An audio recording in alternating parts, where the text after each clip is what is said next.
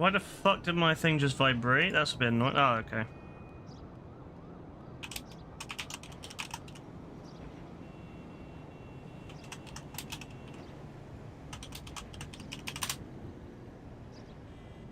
Alright. It's good to be back on GTA, you know?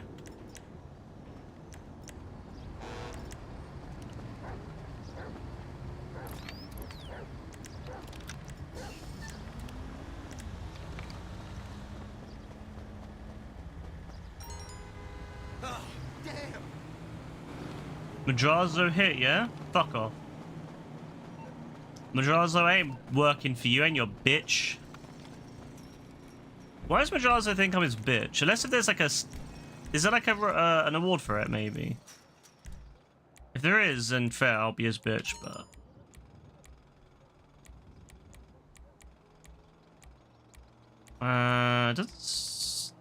Doesn't seem to be. That's how little fucks I give about that one.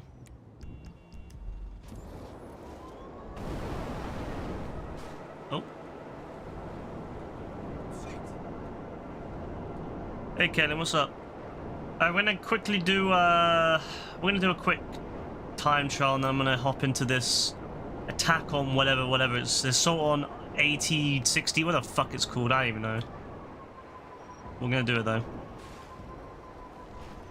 Seems to be my kind of thing. A little bit more longer lasting than usual ones, so... Ooh. Your internet was upgraded. Very nice, very nice.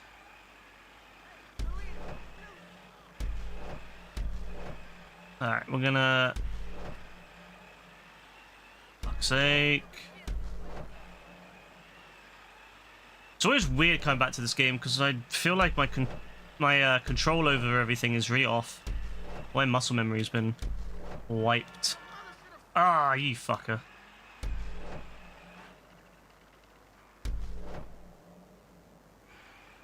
Well, I think I've fucked this one up.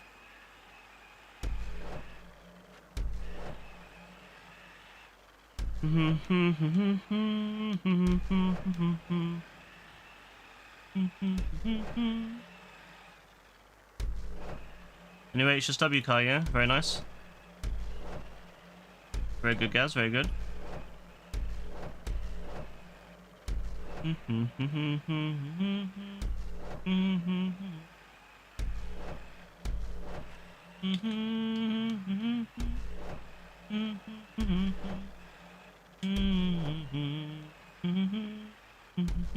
don't know why I got the Battlefield tune stuck in my head now, but it's in my head now.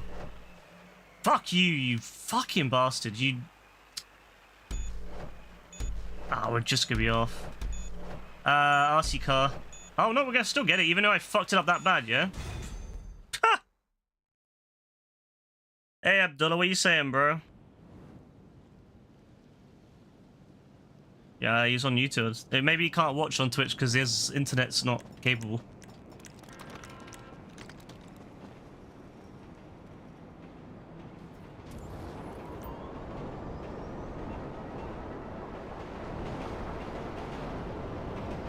Too many for you.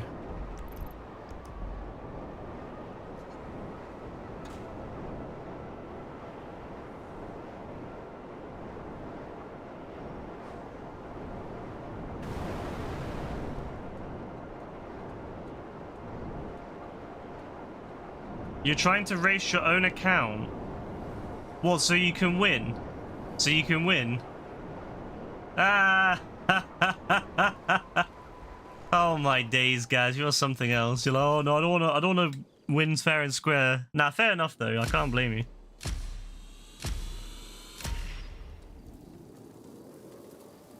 Your internet is trash. Bruh, it's mad, yeah, because I stream at what? 3,500 kilobits per second? So 3.5 megabits per second, right? Which is tiny. Like, that's nothing. Like, for someone here, that's nothing, bro.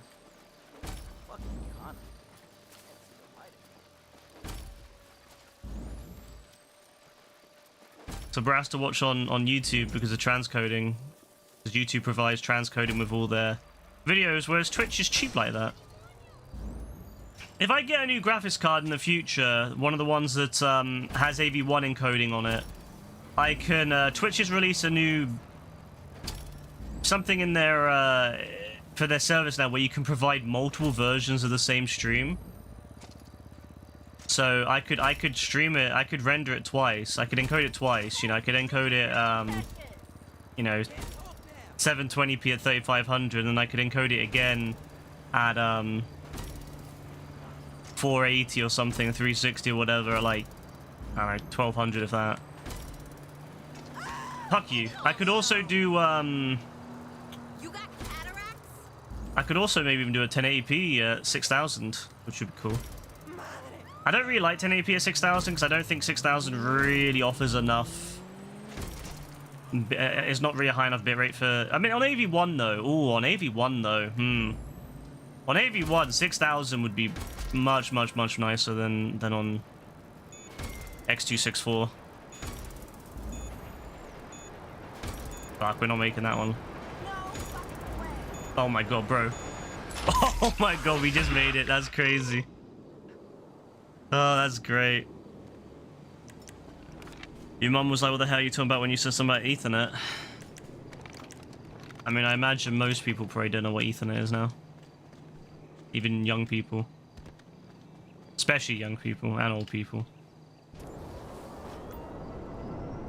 Wait until Sunday. What's happening Sunday, bro? Is that when you're getting new internet, yeah?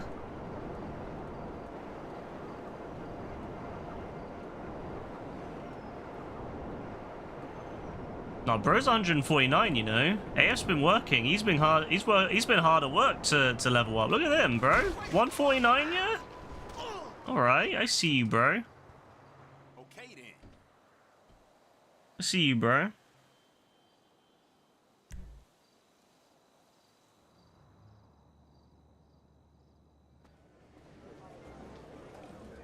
I keep it real. What are you gonna do? Sue me for it? Oh wait, she already A new did. luxury car is available to win. Stop by and have a try at the Lucky Wheel. All right. You're getting to internet then? Well, I hope it helps out, bro. I mean, it'll definitely help out with speed. Latency is another situation. I don't know. Latency on 4 and 5, well, especially even 5G is very poor compared to land-based, but I suppose it depends on what level the land-based stuff is. If it's old and decrepit stuff, yeah, probably not that great. Someone who's just had a brand new fiber connection installed to their house, probably a little bit different.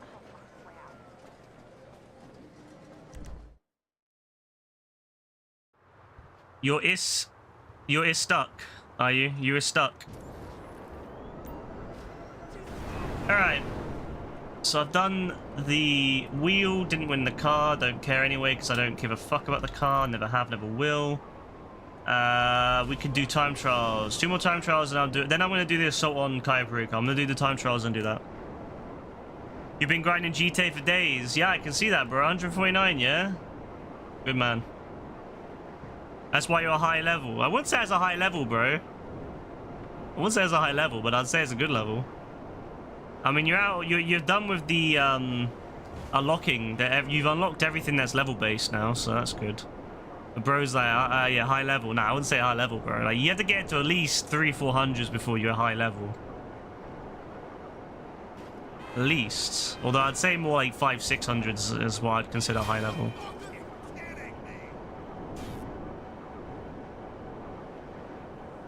Like, at least, you have to at least get above JB, bro. You gotta get at least above JB level.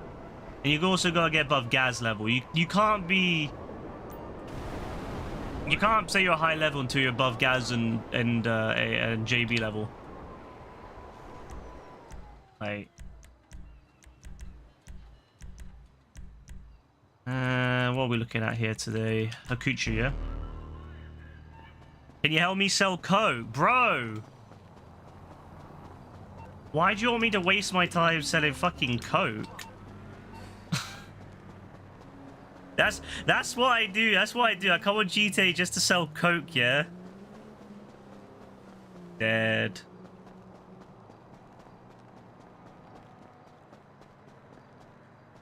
JB's like 200 or something, like 400 or something now. I think Gaz is like, Gaz, what level are you now? Like 400 as well?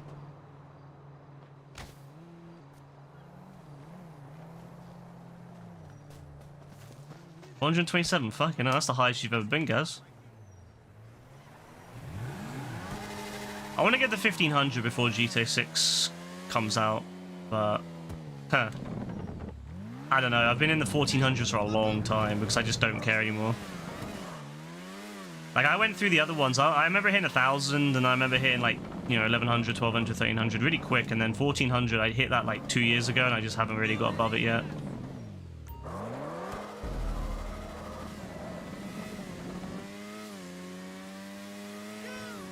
The problem with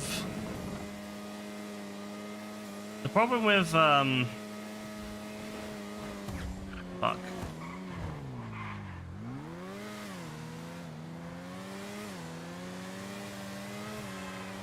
The problem with leveling up is that it requires you to actually do stuff, and that stuff that I used to do gave me lots of XP. Like I used to do a lot of obviously a lot of heists. You know, you get a lot of XP for doing setups and stuff like that, and I just don't do that shit anymore.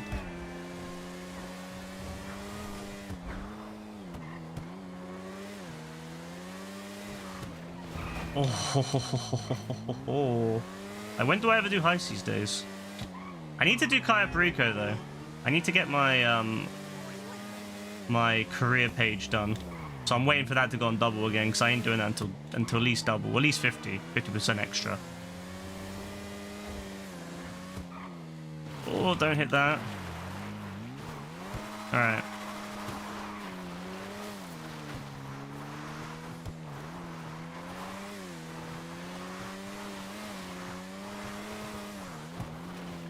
Oh, fuck you. No! What the f— Oh, that's actually...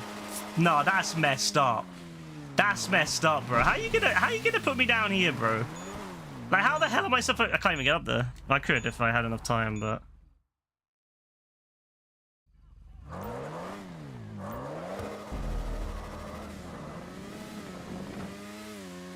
Well, back to the start.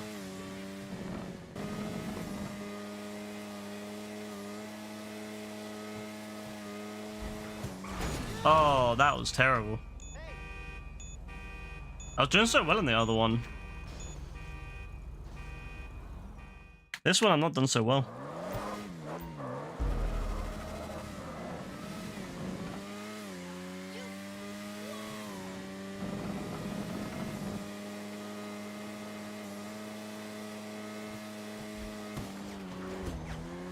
Oh, the same fucking car too. I swear it's the same fucking car.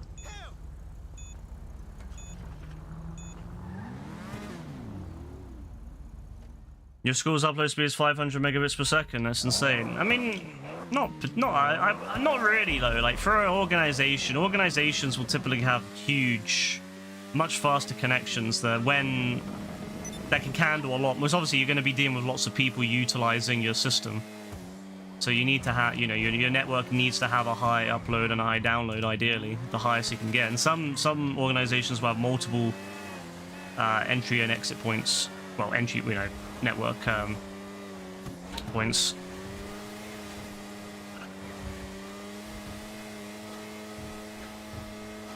You need, you know, some in the old days, especially, if you know, I remember my my old school used to have like 3.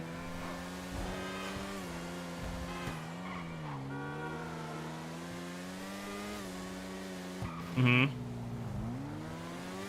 All right, guys.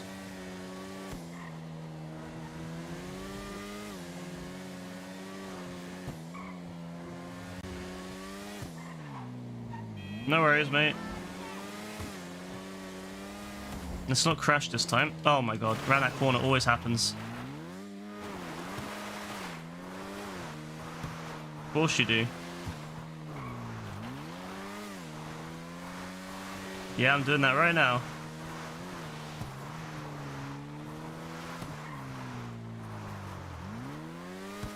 Yep, easy.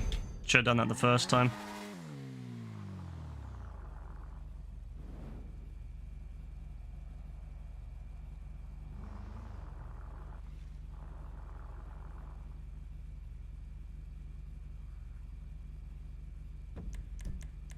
All right. Let's have a look what AF wants me to do.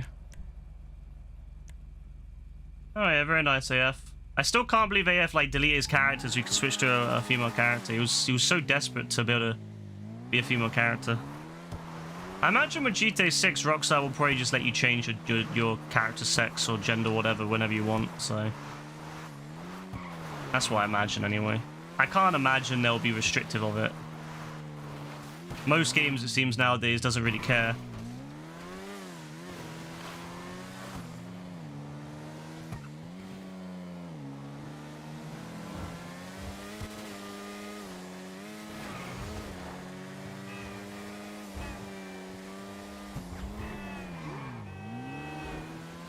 They could just do what Saints Row used to have, which was that sex change building, whatever. I can't remember the prison's name now. They could just do that. Pay like 100 grand, you get yourself some surgery, done dusted.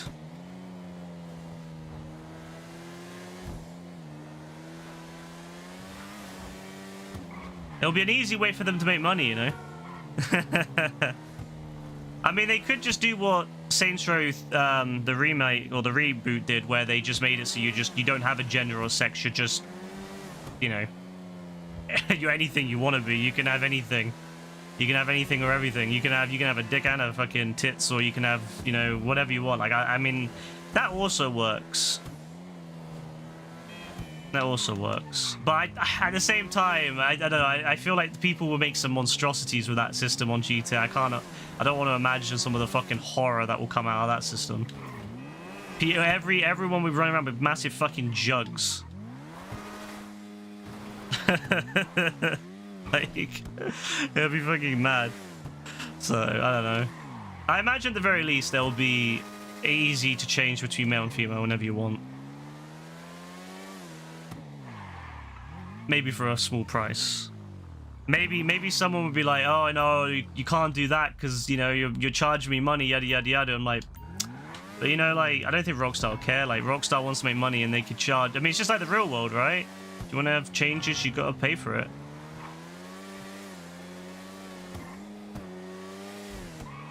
Healthcare ain't free in America. Where the fuck am I going exactly? Oh, down there.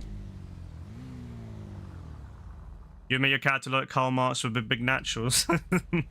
Honestly, who knows what they'll do in GTA 6, but I imagine that Rockstar's a little bit more down to earth than Saints Row anyway. Hey Joe, what you saying, bro? I'm really curious whether they'll let people change their body shapes in GTA 6. Remember GTA 5, like how you all have the same body shape, and I've always hated that. I wonder if in GTA 6 if you'll be able to choose like your, you know, your size, your body parts. Like, I think that's more important for women than men, I find. Like, as a guy, I don't really give a fuck. Like, as long as I can train my character up so he's got, like, muscle, I don't really give a fuck. But, like, for women, I know that Rebecca would spend a lot of time, like, really, you know, customizing a character to make it look the way she wanted it, or, you know, which is fair. Whereas, I don't know, some guys probably put a lot of effort in, but I'm very much, whenever I make a character, a guy character, I'm just like, alright, bit of muscle, done. That's literally it. Bit of muscle, done. I don't give a fuck about the rest of it. I just want stick some muscle on it. Let me customize. Let me like work on him later on. Like, you know, let me go to the gym and work out. That's it. Couldn't care less about my hip size, my neck size, all that crap. I just want to, you know, have a generic looking guy with some muscle. That's my main thing in life. So. I'm so simple like that. Whenever I make a character in Fallout 4, I literally pick the default character and just like customize them a little bit. That's like literally how far I customize. Unless if I'm like trying to be stupid, like in which case I'll make my character look ridiculous, but otherwise no. Joe Biden's giving all the illegal immigrants free healthcare cares and checks. So there's free healthcare if you are an immigrant. Where the fuck did you hear that? Off the fucking Fox News or some shit? That sounds like a soundbite. That sounds like some soundbite that some random Donnie on Fox News would fucking list off. Yeah, I thought so. I mean, you know, they probably should be giving all their, you know, people coming in health checks. You want to make sure they haven't got illnesses. You want to make sure they haven't got diseases. A health check is different from giving people, you know, proper health, like actual health care, like proper medical care. Like just doing basic shit like checking to make sure they're okay and maybe some very light, you know, wound care is not the same as giving people cancer treatments and shit like that. But really, I mean, if anything, that should be, people should look at that, not in the sense of, oh, immigrants are getting stuff for free, you know, fuck immigrants. They should be saying, well, why am I not getting stuff for free as well? Like, why do the American government hate the working class so much? Why do they not give us free healthcare? That's what they should be looking at. A lot of people who hate immigrants they see an issue, and instead of targeting the real issue, they just target the you know, the thing that doesn't really matter so much. Like, every country has immigration. That's just life, you know. America was made of immigrants, like literally a country of immigrants. Never been an issue before. Yeah, like exactly why you want to have free healthcare checks. Like, you know, you should have that. You should have that, like, no issues at all. America gets way more. I mean, America's a much larger country, which has also got a huge amount of spare free land that has not in use. Land that used to be used by natives before the Americans genocided them, you know. But if we really want to start talking about, you know, all that, then it doesn't look good for the Americans. Really, the Americans should just put up and shut up when it comes to immigration, because it's like they went to another place, took over the country from other people, and then they invited loads of people moved there over the last, you know, 2-3 centuries from other places, and then they have the nerve to complain about illegal immigrants today. It's like, bro, like, you're literally a country founded on immigration. You're a country that's founded and has utilized the efforts of many millions of immigrants to build yourself up, and you're now having the nerve to complain about other people going there and trying to make a life for themselves, when your own families went there to make lives for themselves. Whether that was, you know, 100 years ago, 200 years ago, 300 years ago, every American family went there, except for Native Americans, who, you know, came a little bit before that. Every modern day American family that comes from immigration, from modern day immigration or any sort of immigration in the last 300 years, literally they're built off immigrants. They literally came there and took advantage of the resources to make a life for themselves, and then they have the nerve to complain about people doing that today. I think that's ridiculous. People, you know, people went there, they went and started mining gold, you know, went to mine different, you know, metals, they went to drill for oil. They did that, they made all this money off it. Some of these families are now really rich from it, and then they have the nerve to complain, oh, well, how dare some poor family from fucking Mexico come here today? Like, I think that's just ridiculous. I mean, at the end of the day, almost all families in the New World are families who immigrated from the Old World. You know, a lot of the the people that were in the New World before that got killed by those families. A lot of these families have blood on their hands. And they had the nerve to enslave people and continue enslaving people well beyond a lot of the European countries that got rid of it. I mean, I don't know. I just think Americans are just fucking obnoxious like that. How dare they? How fucking dare they complain when they themselves had ridiculously, you know, they benefited from a huge piece of territory that wasn't even theirs. A huge piece of land that wasn't even theirs to begin with. And they have the fucking nerve to complain about people now. Like, nah, I think that's fucking ridiculous myself. The walking in whenever they want and they don't need all these people, not discriminate. There's such a thing as too many people. What, 1 billion? You know that, like, in the current situation, the current population graphs are suggesting that the population of most countries will actually decline in the next 50 years. Not just that, but America's population is looked at to be about maxing around, I think, just under 400 million, something like that. So what's the big difference? Why was the increase from 150 million around World War II, or, you know, just under 200 million around World War II, to the current 300 plus million? Why is that okay? But the growth from 300 to 400, though it's going to cap out and start going down, why is that not okay? Is it because they're primarily not white? Is that the problem? Is it a problem that when it was white immigrants it was okay, but now that it's, you know, not white immigrants it's not okay, or it's immigrants that don't speak, you know, English as much? I mean, I don't know. I think it's ridiculous. Like, they can't speak English. Well, you know what's funny? A lot of America didn't speak English before World War One. A lot of Americans spoke German. German was one of the biggest languages in America before World War One. But they were fine. They were fine with it. They didn't need to speak English. Why do people need to speak English? Like, a lot of them will learn anyway. You know, it's hard not to learn English because you end up living somewhere full of people. You're going to learn how to speak the language eventually. Why? Because the Germans are good lads. Why? Because they were white. Is that the problem? Is that why it is? Because they weren't poor Mexican immigrants. They were wealthy German immigrants. Is that why it was okay? We don't need them unless they can speak English, because our main language is English, not discriminatory in any way, but they need to know fluent English. Why? Why do they need to know English? English isn't the official language of America. Why do they need to speak English? Why do they need to speak a language that isn't the official language of a country? You know? Like, why do they need to?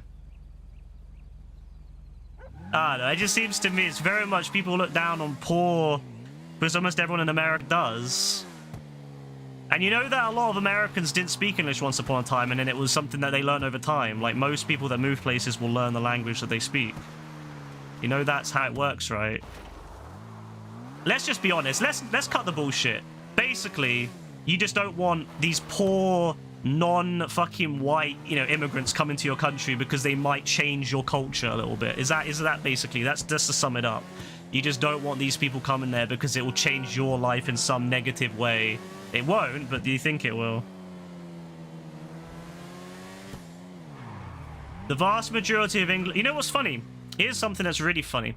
In America, immigrants, right, illegals, have to sign up, or they should, sign up with the IRS, right? So illegal immigrants, they pay their taxes for services they are not eligible to utilize. Illegal immigrants, so that's the one thing the IRS has always said. We don't care if you're legal, if you're illegal. We're not going to tell anyone. We just want you to pay your taxes. That's all they give a fuck about, is you pay your taxes. So if you're an illegal immigrant and you go to America and you're working, as long as you pay your taxes, the IRS will not give a flying fuck. So you'll be paying into a system that you cannot utilize because you are not a legal immigrant or a legal resident. But you'll be paying taxes in which American citizens, many of which are inbred fucking hicks, will utilize in the Republican states. They will utilize that tax money to fund their stupidity and get it for free. And then they'll have the nerve to complain about these immigrants who are working and paying taxes that they cannot access. So when I hear people complain about immigrants in America, now other countries, I can't say whether other countries have the same policies on taxes. But in America, that's how they handle immigration. Illegal immigrants pay taxes. You have to pay tax. If you don't have, I mean, if you don't, you can get away with it until the IRS catches up with you, but you will get fucked. Many Democrat states are all crime-ridden really bad. Are they, though? Are they, though? Why is it, then, statistically, Republican states are worse in crime? Why don't we discuss why Mississippi has double the crime rate of somewhere like Illinois? Why don't we discuss that? You know? Again, you should probably check these things before you say them. Just because some random Donnie on fucking Fox News can pull it off doesn't mean that they have any sort of sense to them. Republican states, time and time again, are the most underperforming. They have some of the worst crime. They have the most underperforming education. They have underperforming economically. Democrat states are the ones that make most of the money. There are a few Republican states that make some good money, Texas being one of them, although Texas is very close to switching to blue.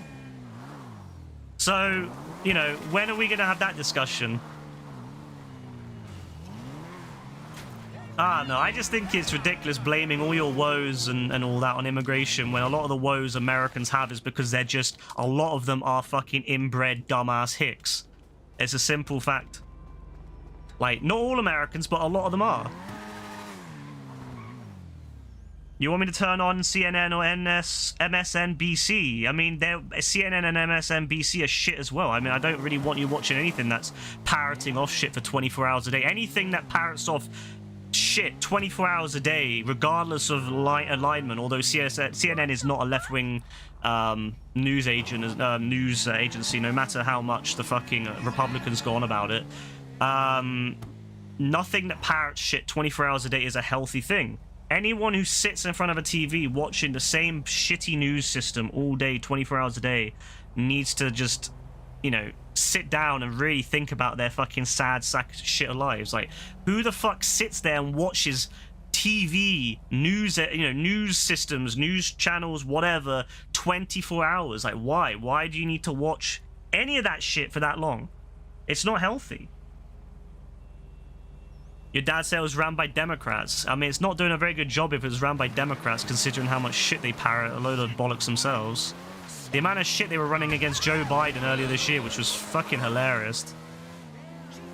I remember, like, I remember that. It's like the New York Times. Republicans always go on about how the New York Times is really left, right? This is the same publisher that was targeting Joe Biden because Joe Biden declined an interview with them. They were so fucking infuriated that Joe Biden didn't want to have an interview with them that they decided to publish everything negative they could possibly publish against Joe Biden. And you know what the funny thing is? Biden then stood down and gave it to Kamala, and now they're like headless chickens. They have no idea how to deal with that because they put all their energy into targeting Joe Biden. And now Joe Biden's eating his ice cream off, having a good time, laughing. So, you know, fucking love what the Democrats did on that. But honestly, people need to stop worrying about these immigration issues. They're not that big of a deal in the grand scheme of things. Not at the moment, anyway. If people think immigration now is a bad thing, wait until 20, 30 years down the line when a lot of the Middle East and Africa is no longer able to be inhabited. Then we're going to start seeing immigration as actually a concern, and in which case there will have to be some reforms, but again, immigration has always been popular. Is it true he has ice cream button in his office? Maybe. I wouldn't blame him if he did. Good for him. They're taking our jobs. Maybe people should become more educated and get better jobs in, instead of worrying about people taking the lowest jobs, you know, the poorest jobs in society. Because most immigrants aren't going to be getting like high-end jobs. Not to say all of them won't. There's definitely, you know, most legal immigrants will get, you know, high-end jobs, but illegals won't get that. Illegals will end up on the fucking bikes delivering Deliveroo. If people are really concerned about that, or being outcompeted by immigrants who you know, who aren't able to immigrate legally, then maybe they should get better jobs themselves. You know, especially in countries where university's free. Like a lot of European countries have free or cheap, you know, university, and those countries that have fallen to the right, maybe they should utilize some of their free services to educate themselves. Whereas I can understand Americans may be a bit upset because they don't get free education, but I mean, that's on the Americans for voting in people that don't make their education free.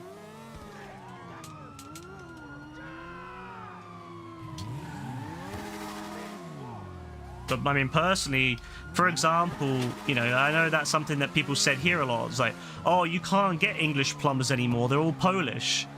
And I'm like, well, maybe if the English plumbers weren't so bad at their job, maybe there wouldn't be so many Polish plumbers. Maybe the English plumbers would be able to outcompete them. But a lot of times the English plumbers are the worst. They're lazier than the Polish ones. They don't do as good of a job, and they're more like to scam you. And so they end up out of the job, and then the Polish plumber ends up succeeding. Maybe those people should think hard about how they operate their business then. That's how I look at it. Why did the governor of Texas deport the illegals? I don't know, he felt like it. I don't know how he did. I don't know why he would have done it. It's not under his purview. From what I understand, what they do is they ship them across to Democrat states. That's what they typically do. They give them a bus ticket and ship them to Democrat states. Which is quite funny from Texas, considering that Texas was once upon a time part of the Mexican Empire, but, you know. And, you know what, let's have a little discussion about the Texans, right? Okay, some other time. Let's have a discussion about Texans. Texas, originally part of the Mexican Empire, right? Which was once upon a time part of the Spanish Empire. What happened is all these white Americans, white Protestant Americans, decided to move to Texas and the surround, you know, some of the areas in Texas, the lands, because they were quite barren and not particularly, you know, populated at that time. And they were brought over, you know, some of them were brought over by other people, you know, they were basically, you know, set up communities to try to, you know, make a little paradise there, little white American, you know, Protestant paradise. And then the Mexicans decided, you know what? We don't want that shit, you know, in our region. And then we don't like how they're doing things, and yada yada yada, and all that leads to eventually the Texans decide to secede, and the Americans get involved and help them, and then obviously Texas joins America. But it wasn't even American; it was fucking Mexican, which at one point was Spanish, which at one point was.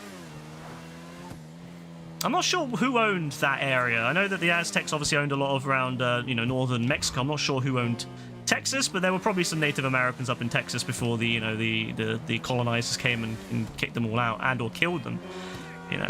Florida is owned by the Spanish. Florida was owned by the Spanish, yes. And might I say, I think Florida should have stayed in Spain, personally. Maybe it wouldn't have been so fucking nutty. We love the Spanish infrastructure and the Spanish influences in Miami and Florida and as a whole. I quite like that.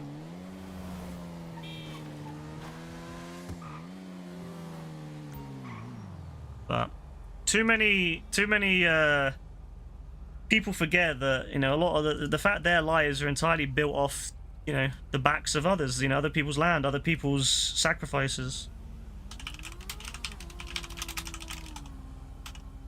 People also forget that immigrants in the past, which are now highly regarded, were also shit on once upon a time. Anyone remember how the Italians and the Irish used to be shit on? They used to have signs. I know there was signs in the UK that it would be like that too, but in America there was also signs like no Irish, no dogs, no Irish kind of thing. Italians were looked down upon. Irish were looked down upon. A lot of these people that now make up really successful immigration groups. You go to New York. You got loads of Irish influence and you got lots of Italian influence. New Jersey, same thing. You got a lot of Italian influence. The best pizzerias. All Italian references. People that came from Italy and then their descendants, all from Italy. Once upon a time, those people were discriminated against because they were immigrants, right? But now they're just part of the Americans, and so this is what I find so funny is that what's wrong with people coming from Mexico and all that? Because in the future those people will be probably very important parts of their communities, like how even more recently when you had the Hispanics come over from the Cubans coming over from Cuba during the fleeing the communist rule. A lot of those people unfortunately now vote Republican, but because of historical grievances with communism, but they are all important parts of Miami and South Florida, very important parts. So what's wrong with all these people coming from Mexico, Honduras, whatever? Those people will be part of the country, and within 50 years, 100 years, those people will be just Americans. They'll just be hard-working part of America. I don't know why there's such a grievance with these people. These people will just be like the Irish, the Italians, even the Germans, who there's a massive population of German descendants in America who they don't talk about their heritage because obviously the Nazism, but they were German descendants. So again, I just don't see why people want to have such a upset about that. Those people are important parts of society. How much trouble would you get into if you managed to bring if you got to an airport in the UK with a gun? You probably would be arrested. You'd be arrested by armed police, and probably a massive investigation of how that would happen. Because if you managed to get a gun all the way from America to the UK, you would have to have that would be a big issue because there's customs on the American side who should have been checking for stuff like that.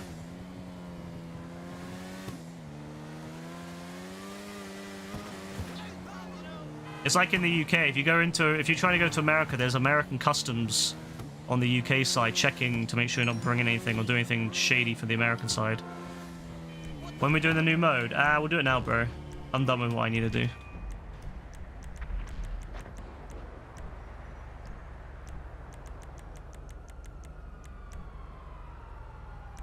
Alright, let's do it. You had a concealed carry warrant from America. Concealed carry doesn't mean a thing here. You're not allowed to carry guns in any form here, unless if you have... You can only have guns in very set circumstances, and none of them allow you to have guns out in the in public.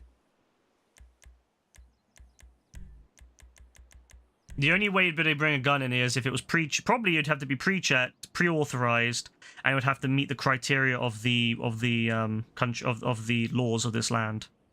So let's play RDO. Nah, bro. Dean's not on tonight. Dean's sleeping, bro.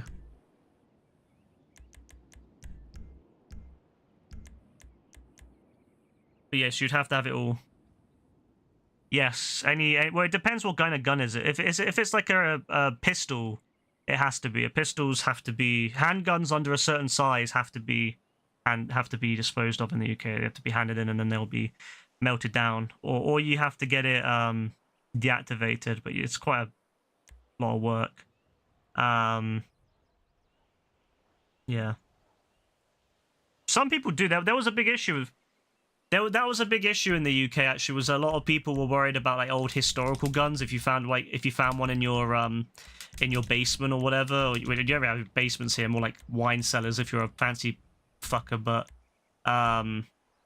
people were worried about what happens to your old guns if you find one. What happens to it? Does it get destroyed? And yes, a lot of them did get destroyed. A lot of the weapons were melted down and disposed of. The ones that weren't, you could, as I said, you could get deactivated. You had a certain amount of time to do that, and you could also give it to like museums and stuff. So there was a big push back then. Giving up your guns is giving up my freedom. Nah, it's giving up your right to die by some random nut job. That's what it is. How common are knife crimes in the UK? Not particularly common. They're still lower than gun crime in America. I believe that even the worst knife crimes in London, I think knife crime in London is still lower than pretty much any gun rate in America. Not to mention, I think London's also like half as dangerous. Like it has like half the violent crime of New York as well. Similar sized city. Way lower than Chicago. Way lower than a lot of the other big cities.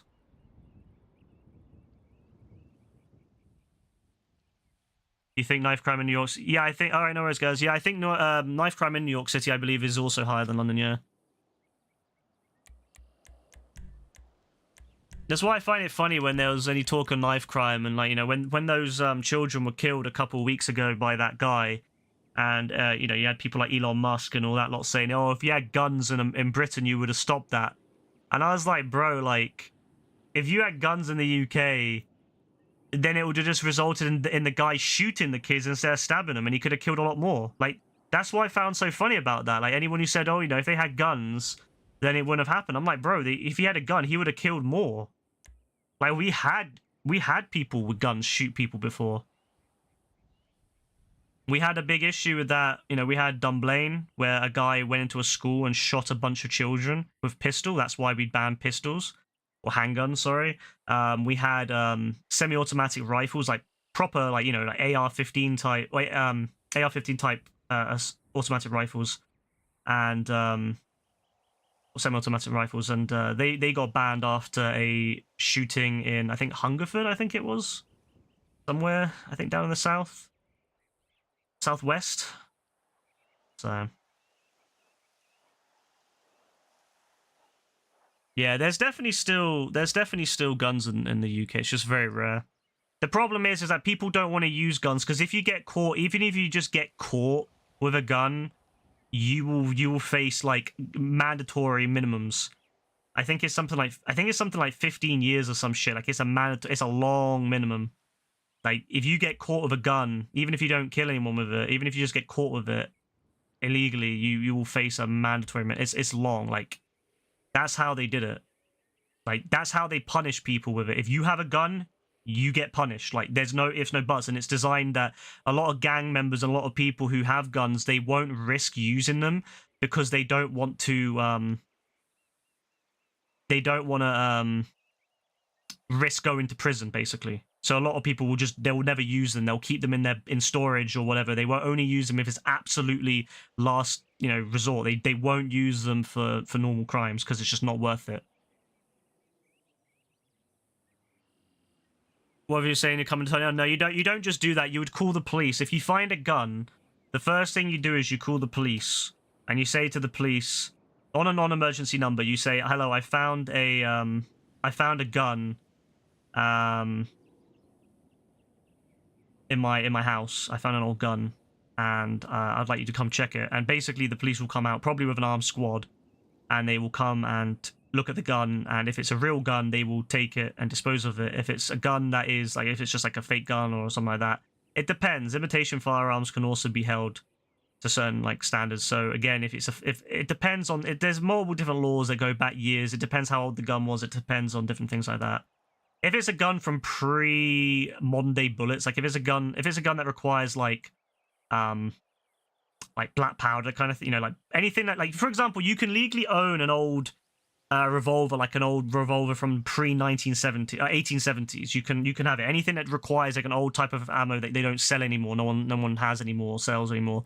Black powder, because black powder in the UK is illegal to own. So again, I think black powder is illegal to own, at least if not for a good reason. So again, you know, you can have a musket, for example. You can have an old musket from 1800, for example, and you can own that without any sort of issues. But it just depends on what it is. Toy firearms are okay.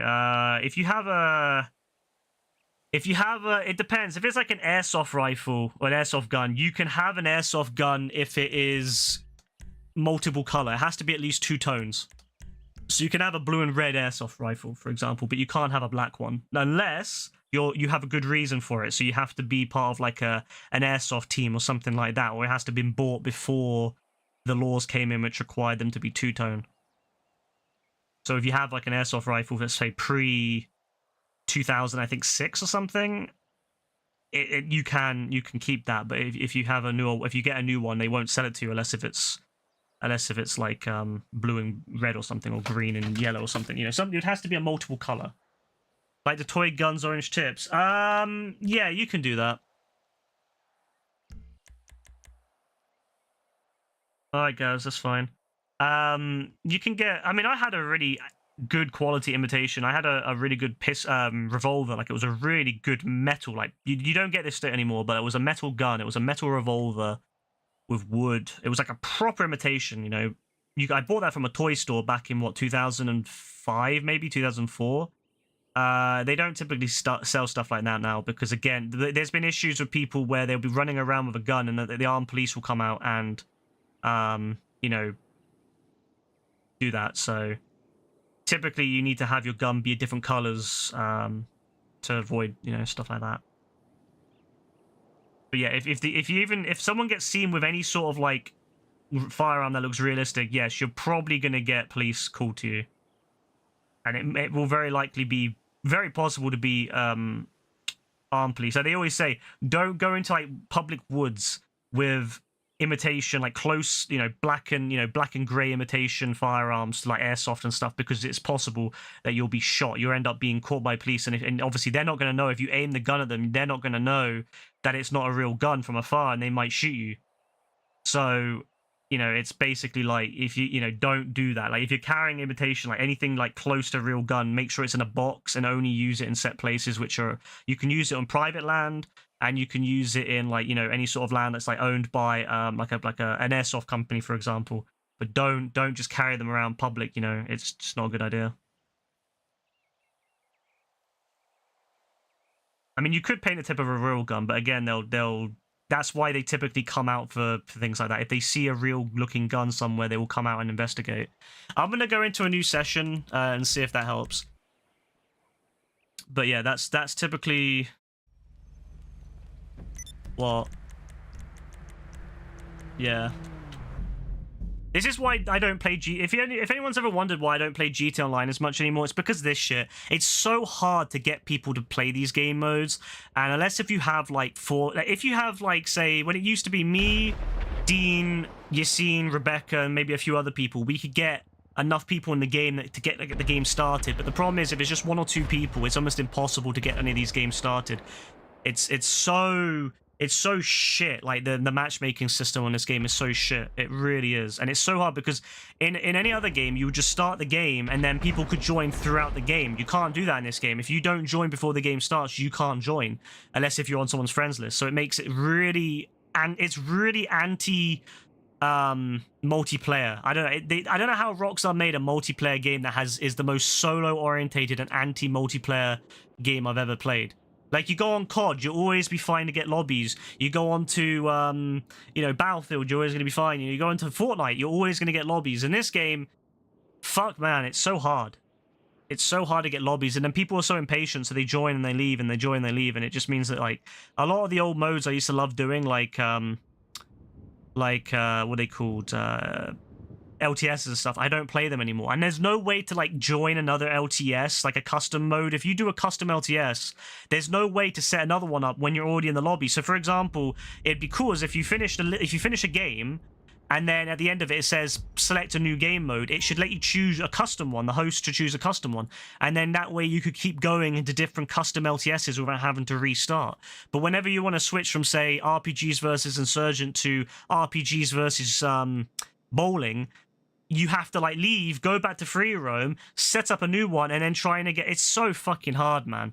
So they need to just do something about that. Honestly, though, I can't lie. I would prefer to have bots myself, because I would prefer. At least then you can play these modes. A lot of these modes are dead. So at least if you had bots that were actually intelligent. I'm not talking about the bots that we have in this game at the moment, which are dumb as fuck. I'm talking about like bots that can actually, you know, hopefully be a little bit more competent.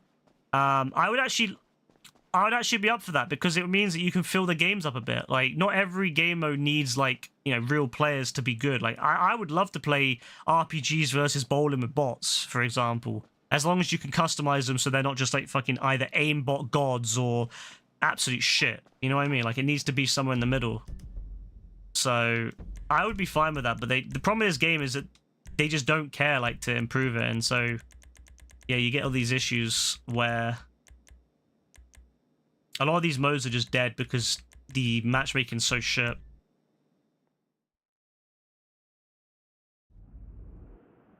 So I don't bother playing GTA very much anymore, because like you're basically just stuck in free mode. That's literally all that really works in this game now, is free mode. Like, everything else is just so dead.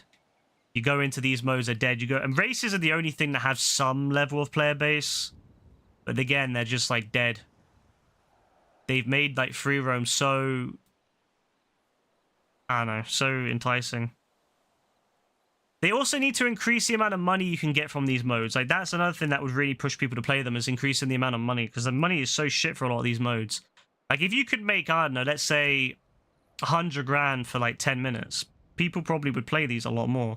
But the problem is that you can spend an hour playing these and get a fraction of what you can from a heist.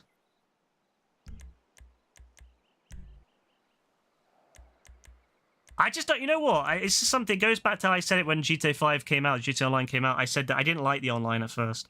And my main issue with it was major issues like, because everything is money-based, there's no incentive to do anything that doesn't make money. You know, whereas like on older games like GTA 4, you know, old games before XP and all that shit, there was an incentive just to play anything you felt like playing. But nowadays, you can't play games very easily, you know, because everyone needs XP, everyone needs money, everyone needs, you know, something and unlocks. Whereas back in the old days, it was just, you played a game because it was fun. You would literally just load up a game because, oh, you know, I really want to play this game. I really want to try, you know, this game mode, even if it doesn't make you anything. But nowadays, everyone, you know, you see this in COD, you see this in Battlefield, you see this in this. Everyone just plays the games that gets them the most XP or gives them the best chances of making money or whatever, on whatever game it is. People don't care about, you know, just playing games for fun anymore and having a good time. They just want to make money.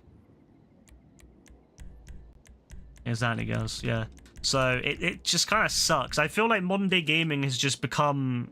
It's an addiction. It is an addiction. People are so addicted to just making money, making XP, unlocking shit, you know, having that little unlock sound tick off. That's what people want these days.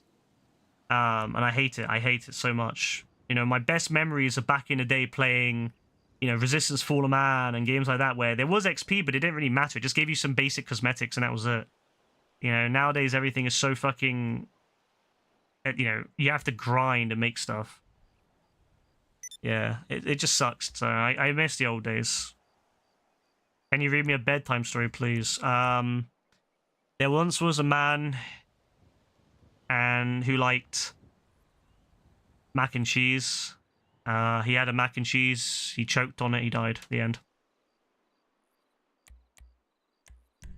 Let's see if we can get... Yeah, let's see if we can get let's see if we can get 30 people, yeah? Again, it wouldn't be so much issue if you could, like, have people join midway through, because even if people left, you could have people join midway through, so it's a bit of a sad situation. GTA needs to just step it up. You attack, it's in stages. It kind of reminds me a little bit of, like, old Battlefield games, like Rush, or maybe even Operations. We have different stages. So, what the fuck, that's traumatic. Well, you know, you shouldn't be eating mac and cheese whole then. You should have been chewing it better. It's his fault. Come on. Come on, a few more people, lads. A few more people. I'll let it run down now. We'll see what we get.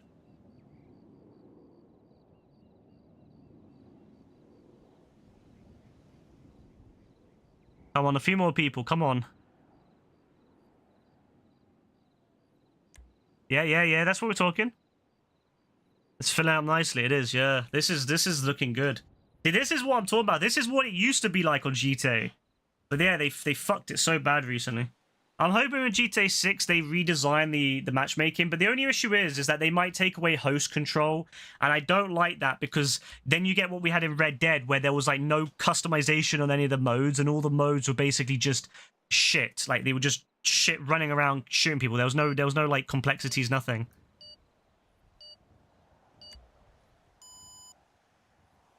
It was just designed for the, you know, the simplest and dumbest people in society.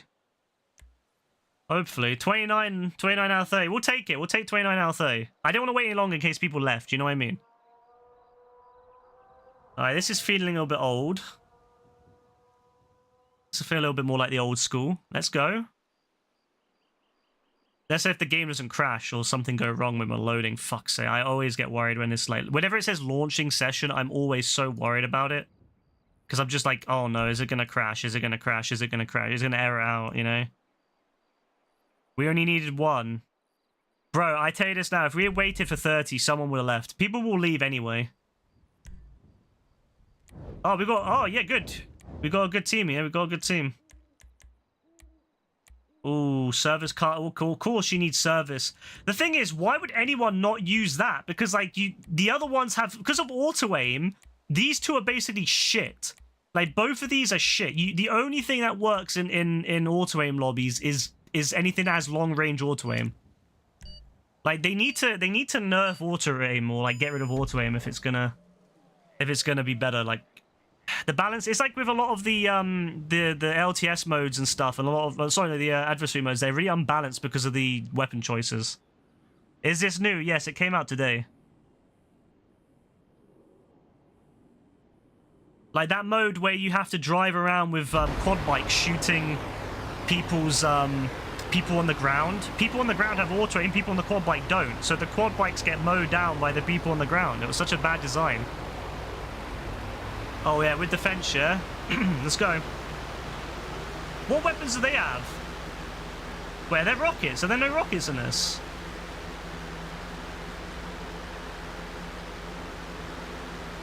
No rockets. Okay, that's a little bit more interesting then. No rockets. If we had rockets, bro, we'd be okay. This is okay, bro. I've been a long time since I was in a dogfight, so this will be interesting. Oh, they're all in the fucking bro. They're all in the fucking bro. They're all in that. That's crazy.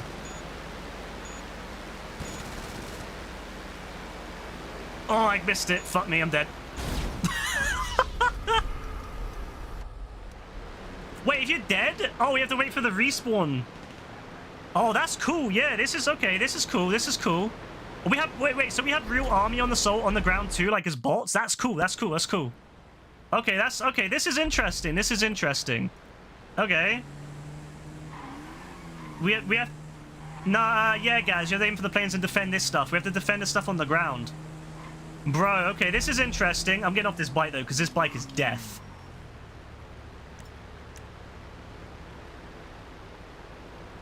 Alright, this is interesting. Okay.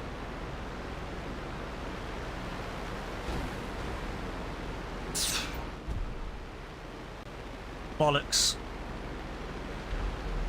I don't have... See, this is going to be auto-aim. This is literally auto-aim central.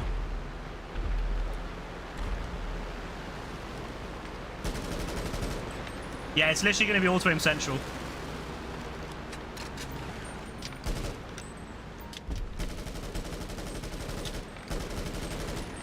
Yeah, auto-aim central. I wish you could turn off auto-aim in the settings, like whoever the host is, because I would turn off auto-aim myself, or like reduce it. I wish there was a way to set that, reduce the auto-aim, like...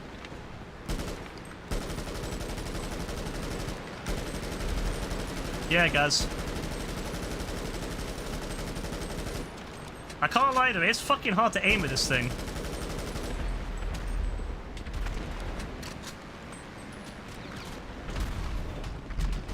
Oh, there's a guy on the fucking roof. Bro, I'm in a shit spot.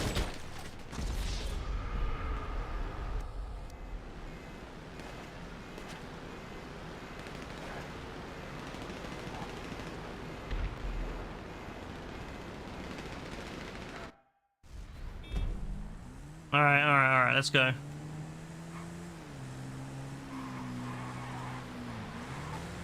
Yeah, this is more like a Battlefield style mode, which is cool.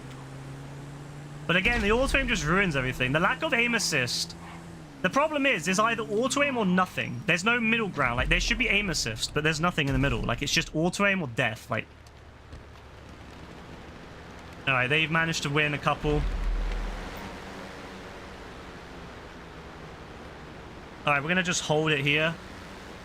This guy on the bike's gonna fuck up. Yep, no, motherfucker.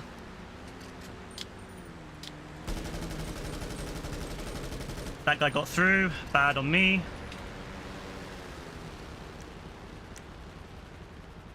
Oh, they have cargo bobs now? Fuck's sake.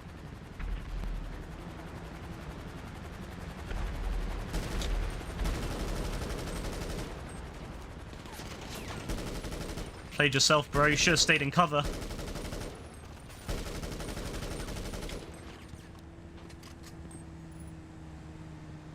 I'm at the beginning. I'm at the middle, guys. I'm like defending, bro.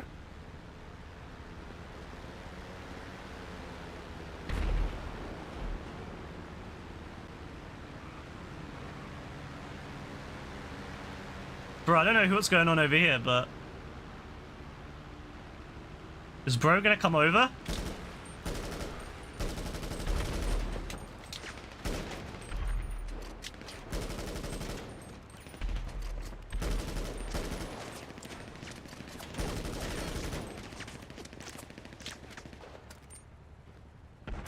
Bro, you could throw a little bit further than that. Come on, bro.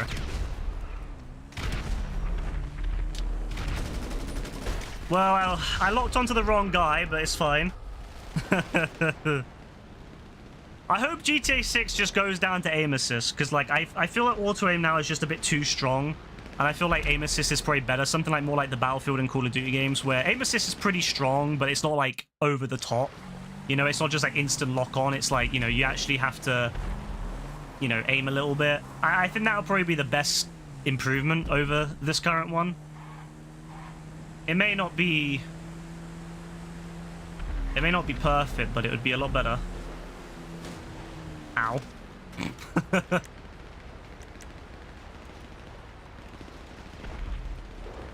So what the fuck do we do here?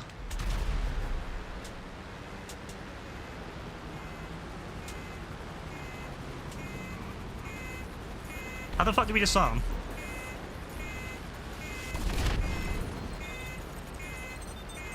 Oh, oh, that's cool, that's cool, that's cool.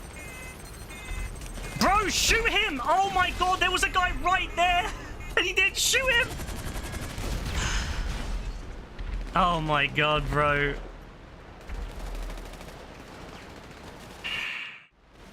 Oh, the worst part is dealing with players on your own team, bro. Like, that was such an easy person to shoot. They just stood there, watched him kill me. Oh, no. It was AF, wasn't it? It was fucking AF. He waited for me to die, I bet. Alright, we went back to first, because third person fucking aim sucks. First person, you get mad recoil improvements.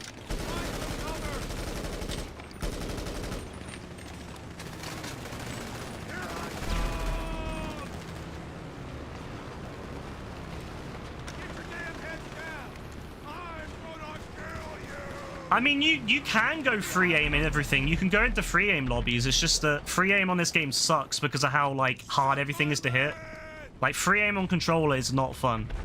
Like, aim assist is necessary in some form for controller to be fun.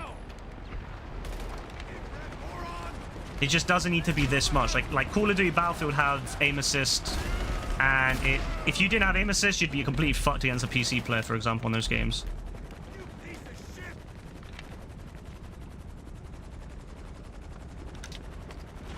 You need aim assist to some extent, but they have free aim, and the reason free aim is really unpopular is because it's just shit.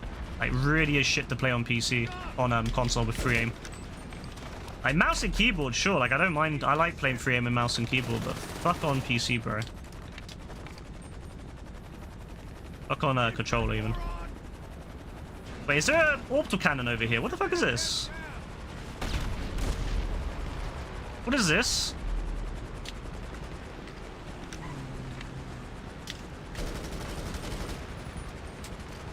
I didn't mean to, like, do that, whatever. What is this? What is here? What do we do with this? It's just for protection.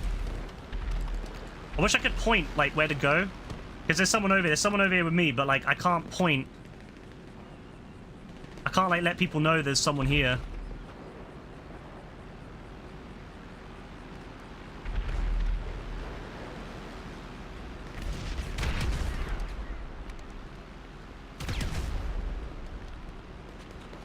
Where's he gone?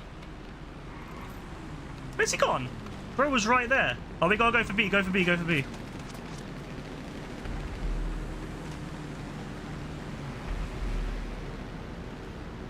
Guy A, guy A.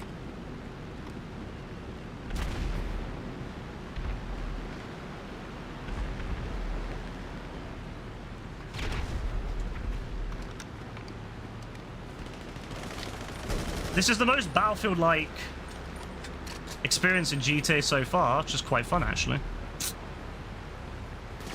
Oh, wow. That motherfucker. But yeah, the problem with GTA is it's basically just headshots, aim for headshots, aim for headshots, aim for headshots.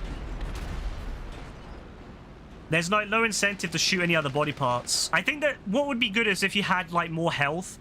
I've always said it as well. That's another thing I didn't like about GTA 5 when it came out, was that you don't have enough health. And so you die so quickly.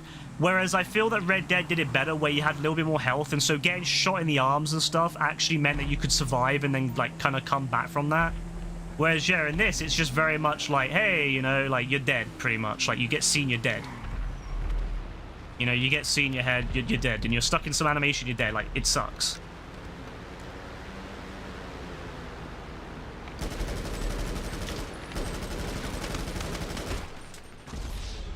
Oh, this motherfucker again, bro. GTA 4's mode was way better. You had cops and crooks and stuff like that. It was a lot less even. It was a lot more. They had a lot of asymmetrical gameplay, where like where basically both teams didn't just have the same shit. Whereas a lot of GTA is like very like symmetrical. I feel. This is probably a good mode though. Like it's quite asymmetrical. You know, you got one side that's got a load of shit, one side's not. Oh, I do have third person rolling on. I should use that.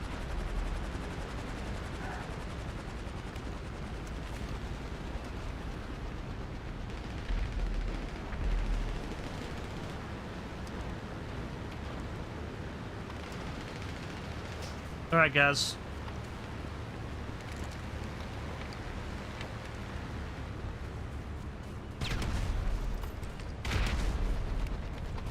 Still got on the roof. There is.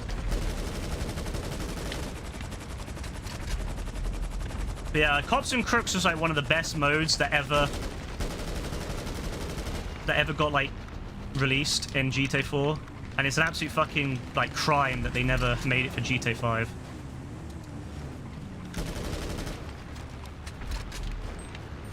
I swear there's a guy up there.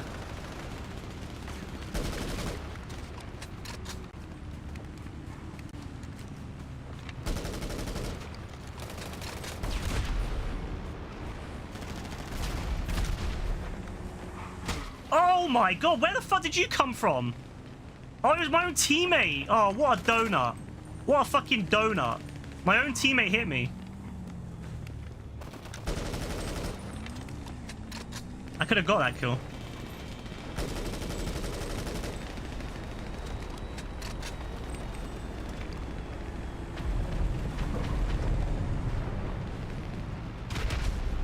Oh, nice, got one.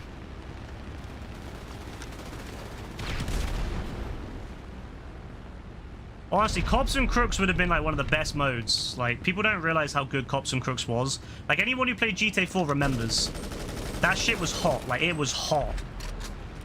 And there's actually a video of me on there. Like, there's a video someone up... I found it a while back, but someone uploaded it onto like YouTube or whatever, like of Rockstar's, like, you know, GTA 4 event. And they were doing Cops and Crooks, and I was in the game with them. And I love that shit, bro. I used to grind that mode. I used to love it.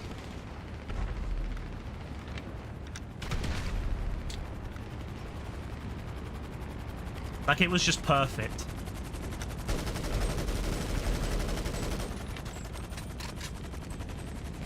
One side, obviously, were Crooks. One side were Cops. And the thing is, I learned which helicopters it was. I learned how to figure out which helicopter or boat they had to escape in. And so I was able to go to the exit point first and destroy the vehicle. And stop people from getting away. But then they fixed it. They patched it on the PC version, not on the console version. But they patched it on the PC version. Fuck. I got him though. When he had a voice. I mean, yeah, grunting, I suppose. Grunting, and that was about it. You could say stuff like, how's it going? Stuff like that.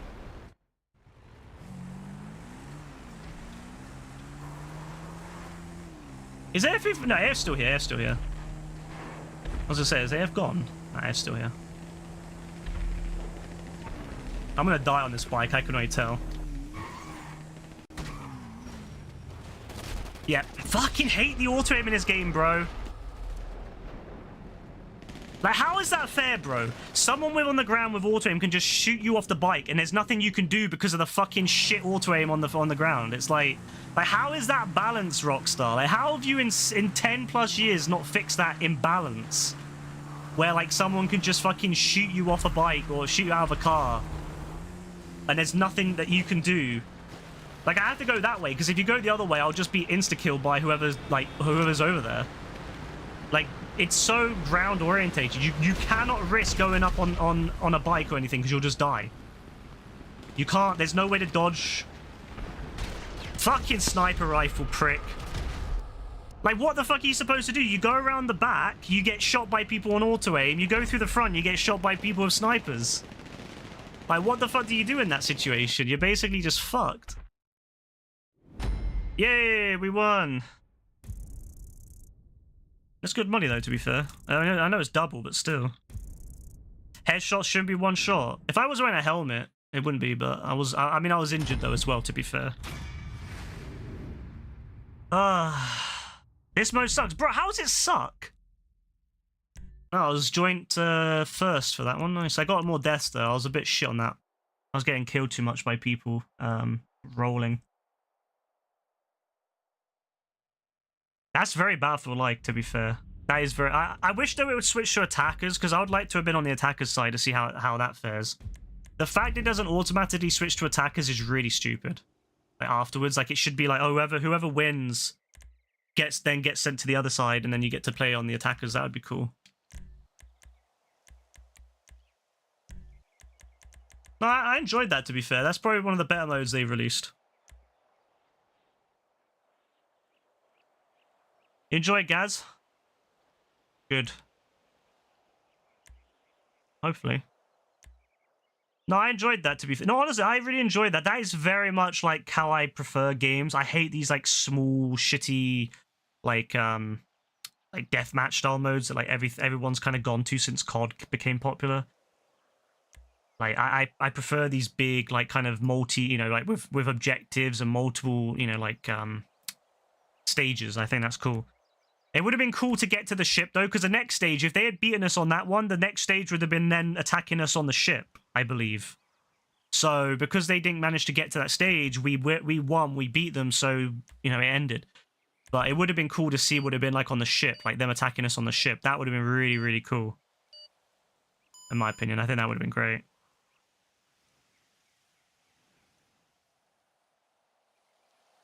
F.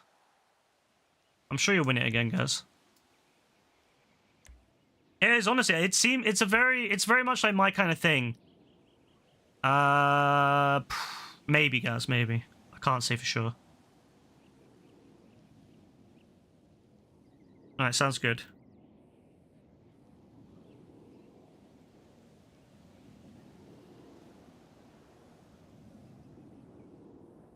Nice.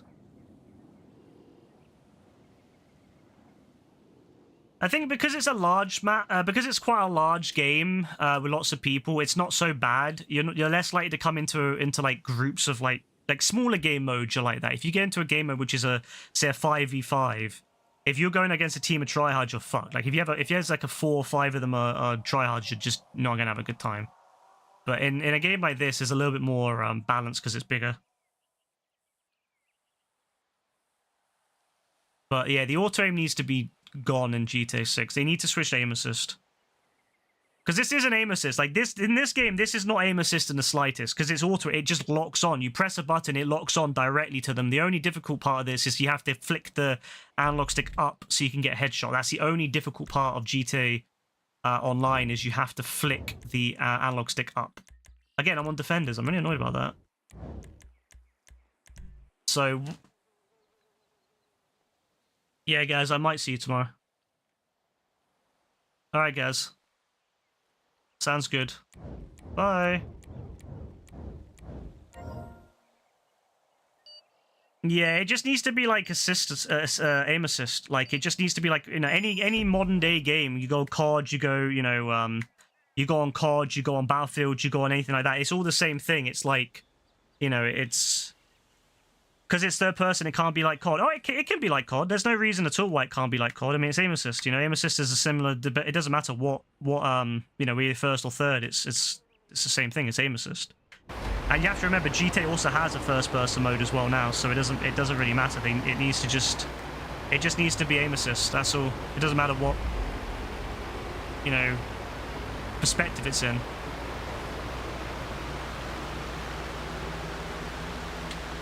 COD, you know, Fortnite's going to be first person as well soon. What's this? Not a scratch. Oh, did they not get? They didn't get to the thing.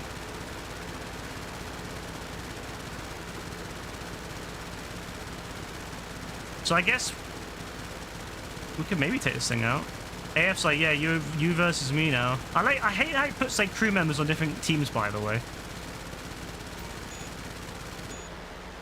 I never like that.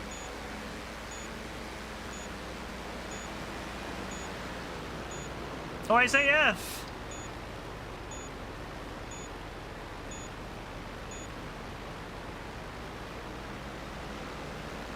Oops. I was trying to kamikaze, didn't work. But honestly, they just need aim assist. That's all they need to do, is just aim assist. Just instead of having auto aim where it's like you press a button, you automatically lock onto there, just have aim assist like every other modern day game. I don't mind for single player. If they want to keep auto aim for single player, that's fine with me. I actually would prefer for them to keep auto aim for single player, because when I'm playing single player, I actually quite enjoy the feeling of being, you know, like able to just kill anyone whenever, that kind of thing, you know. I don't want to have to play a game where I've got to fuck with the controls and fight with the controls like Saints Row, but I think for online, yes, online it should be aim assist only. And obviously a no assist option for people that want to have, you know, the pain of no assist.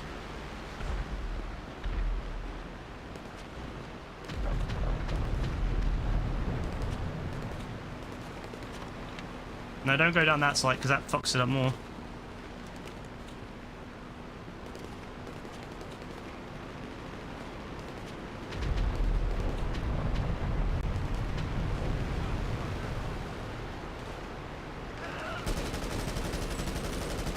There's so much going on. I'm really worried. I don't know where to aim. I don't know where to look, because there's so much shit going on. People can be anywhere. It's terrifying. Like most of the time with these modes, they're quite organized. But this one is not organized in the slightest. Like, it is disorganized.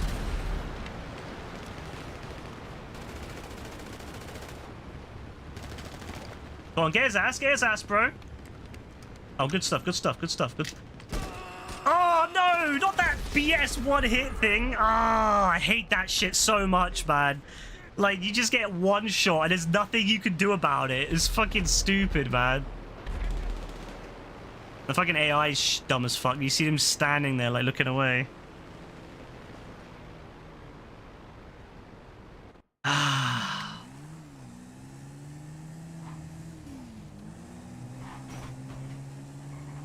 That is so frustrating.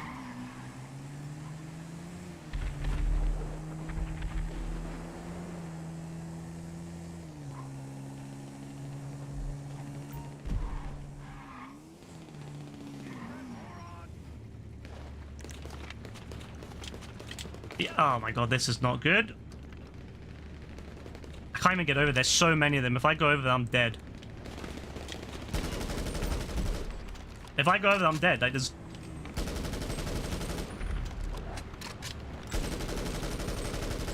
Alright.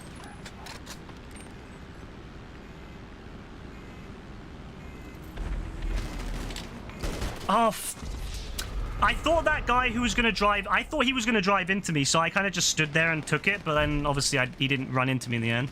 Fuck's sake, I should have just paid attention to the other guy. I shouldn't have paid attention to the guy driving towards me and looking like he's going to run me over. You just don't know in this game if someone's going to be an arsehole and just run you over because they can, you know?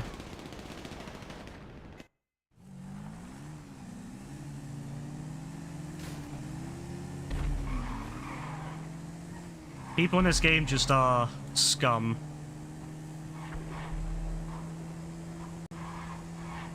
A is not looking good, I'm not gonna lie. A is looking extremely bad right now.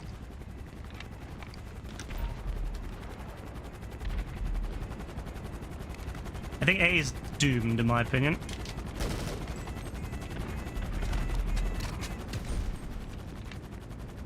A is doomed.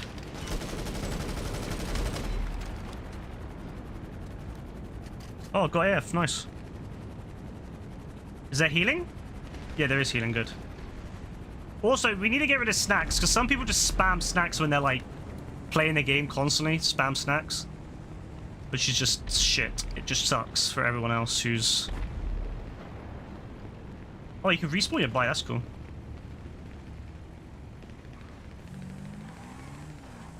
I thought you hated illegal immigrants like Nico and Roman. Nico and Roman don't deserve to be in America. They just use up all the resources, you know? They use up all the resources.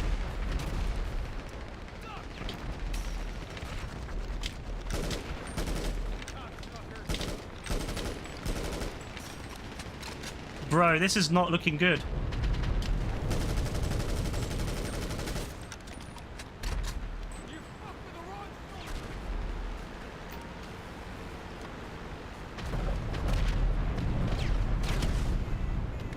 How is there still someone on the fucking... Fuck. How is there still someone in a plane? They're Italian? Wait, since when has Nico and Roman been Italian? Wait, what? Wait, since when were they fucking Italian? Are you playing the same GTA 4 that I've played? Are you playing at some random one you found at the local bazaar? You found some random thing in the market in the random marketplace, like one of those knockoff copies that people used to make.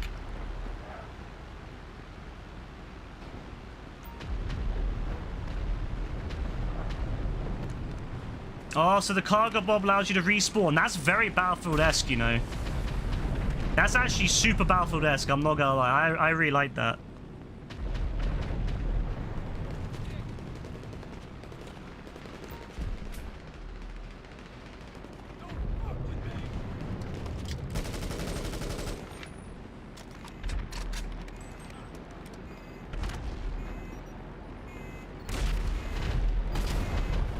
Oh, man.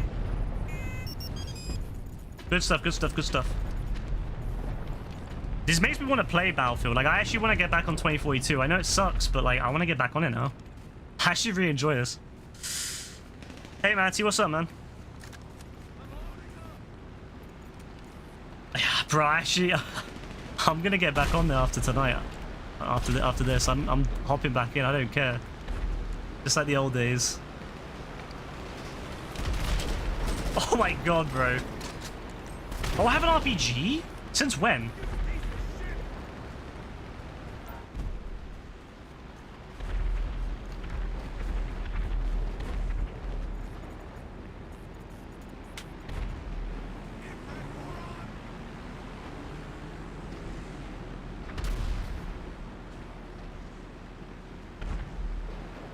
Come on, come on, come on, get over.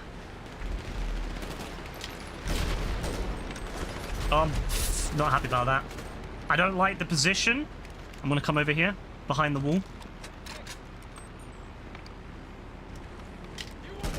No, not again, bro! Oh, I hate that shit so much. I hate that stupid shit so much, bro. I hope GTA 6 gets rid of it. I hope GTA 6 gets rid of a lot of the stuff that they added to GTA 5. Because it's just so irritating. Like, stuff like that is such BS. Ah. What the fuck are you supposed to do in that situation? You just die.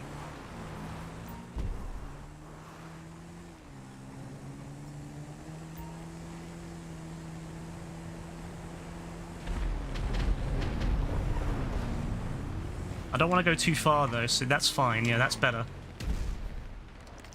Oh, I lost my RPG now. Fuck that guy.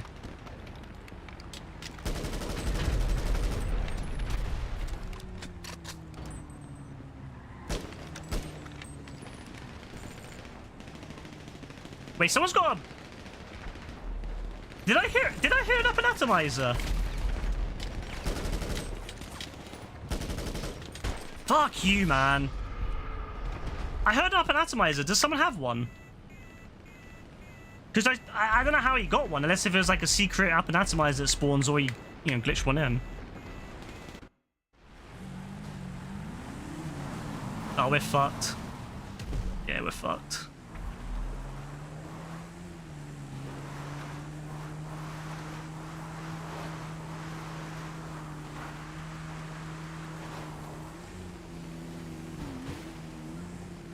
Alright, get the fuck off that. We'll just have to do what we can, see if we can get a kill or two.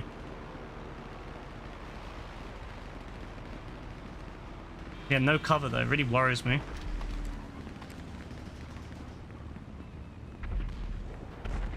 And they don't know where I am, at least.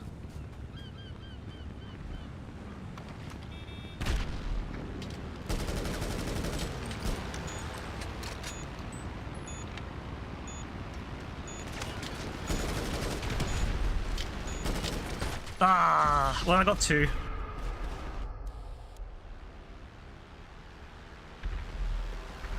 Alright, now we're onto the ship. Interesting. So now, yeah, so now we're the ones defending the ship.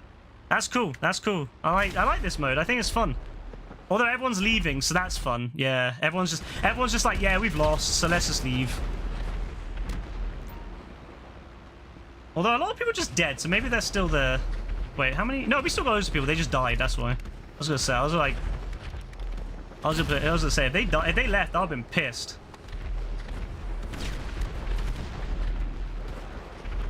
Oh, okay. Okay. Yeah, this reminds me so much like the old Battlefield games, bro. Like using the aircraft carrier, like 1942, 1943. 1942 was great. 943 is pretty good too. Nice.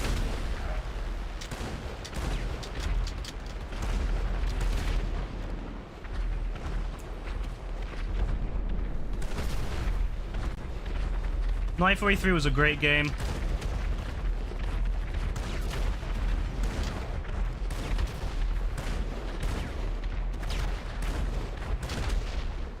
I wish I could point on the map. They need to have a pointer like Fortnite or literally like any other game. For a big, there we go. For a big map like this, they need to have some way to kind of communicate where people are.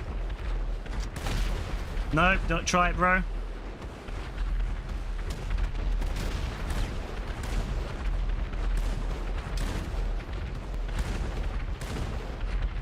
Nice, bro. Look, I used to play Battlefield 2042, bro. Like, I used to do this shit all the time. I used to sit on the ship shooting people, bro. Come on. I'm used to this, bro. This is my this is normal to me.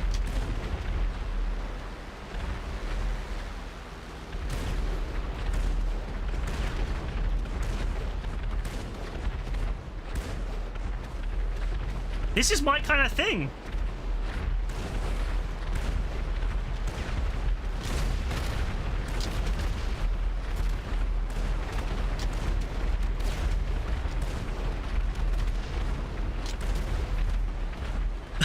This is crazy. Nah, this makes me want to play Battlefield, bro. I'm not gonna lie. I'm super hyped to get back on Battlefield now. The fuck is that? Bro, what is that?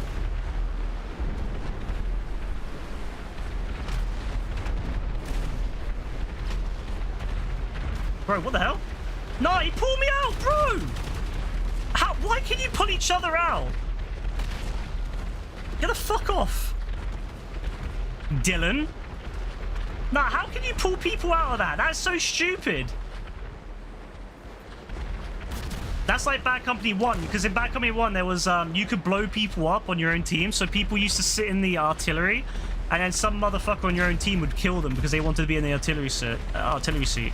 Like, imagine being so fucking, like, stupid to take your own teammate out just because you want to be in a certain position. They had a nerf all that. I think they turned off friendly fire on Bad Company after that one.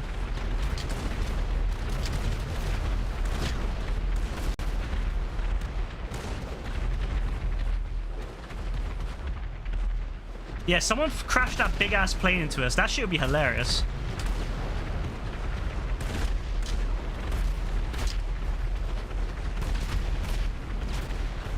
Bro, I can't believe we're doing this much damage. This is crazy.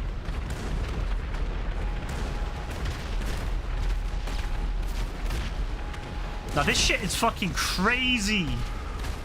This shit is fucking crazy, bro. This is great. I can't lie. This is really good. Like, this is really, really fun. Like, I can't lie. Alright, we need to get these motherfuckers. Oh, we're in the deck? We're on the bottom. Oh, no. People don't... A lot of people probably don't know how to get out of this. And to be fair, it's been a while since... Bro, how the fuck do you get up there? Oh, you can come with the ladders. This ain't even 10% of Battlefield 1 action. Well, I mean, to be fair, Battlefield 1 was designed like that, you know, whereas this game was not designed to be a Battlefield game. I mean, Battlefield also has the advantage that there's destruction, you know, whereas GTA 5 doesn't have destruction. Oh, fuck off. Why does it spawn us down here in this, like, fucking... What's this?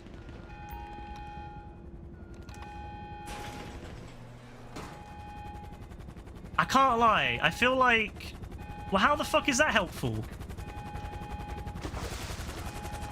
Bro, how the fuck is that helpful?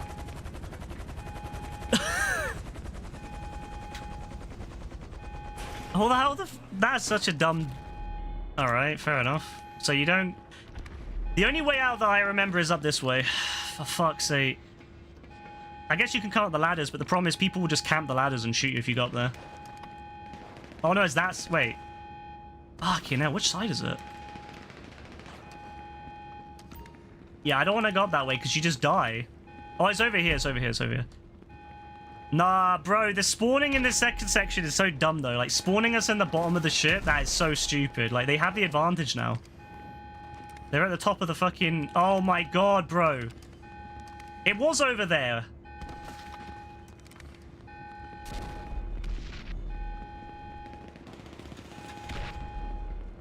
Nah, bro. They've changed this inside, I swear. So, wait. On the mission, you go over here. Oh, is it that one there? It might be that one there. How do I get a headshot? Oh, it's this one here. It's this one here. But see, someone could be waiting up there for me and I would never know.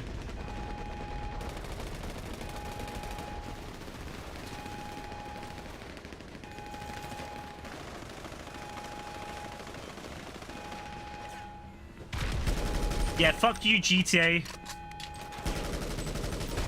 Bro, what was that lag? Damn, you see how I shot him and he died and he killed me?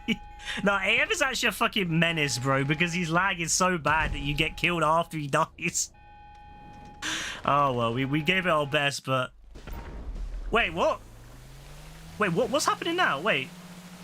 Oh, there's ones underneath in the bottom? That's why JB couldn't get a kill against him. JB can't deal with lag, that's the problem. JB doesn't know how to account for the lag. JB just like shoots where the person was, not where the person will be. Alright, so now this is why this is like this. Prevent the attackers from pushing open the carrier doors.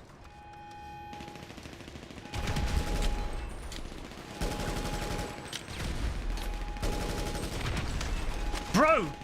I'm literally surrounded, bro!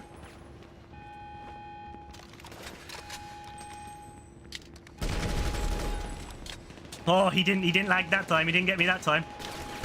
Fuck. They're everywhere. They're everywhere. They're everywhere, bro. So, oh, you can choose where to spawn if there's options, of course. Oh my. I didn't even know there was options because I wasn't paying attention to that. That's awesome. Okay, that's cool. That's cool. So they gave you respawn. Damn, they're really trying with this one, you know. This one probably feels the most like a Battlefield game that... Yeah, this is great. This is probably one of the best modes they've released. I know they did something similar for the attack on Cayo Perico, but I never played that one because I didn't really care about GT at the time. Not that I particularly care now, but... That one especially I didn't give a fuck about, but... I might have to play that next time it's back, because I know they've removed it now. But next time it's back, I might have to give it a go. So they're trying to steal the jet. That's what they're trying to do, is it?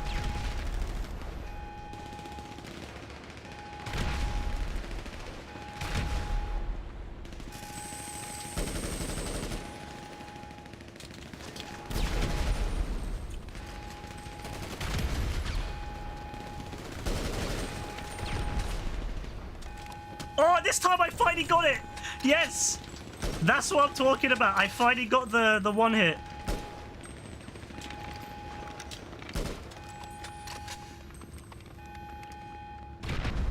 There's a guy outside. There's a guy outside trying to get in. That's funny. This might be a good spot. Maybe not. No one even there. Where the fuck is everyone?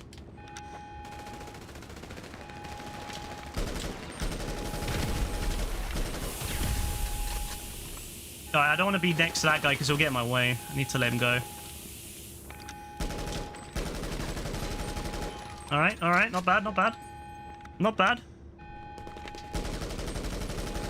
Nice, not bad, not bad, not bad. Okay, we're chilling, we're chilling.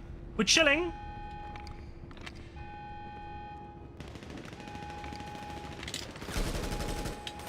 Oh! What the fuck? They have up an atomizer? Have a great bitch.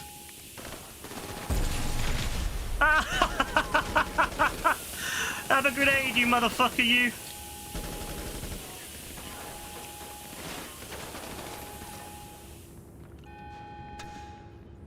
Oh, they're trying to do the same thing. They're trying to do the same thing.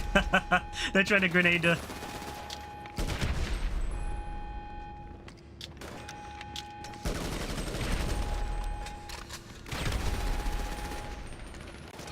Oh, I finally got taken. That's fine, that's fine. I did alright with that one. I think I did alright with that one. If I do say so myself, I think I did okay.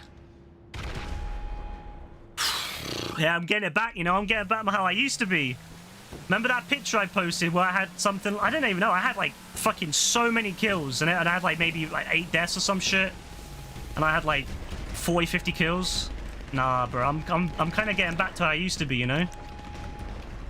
Back before I kind of gave up on GTA and I lost all my muscle memory and skills.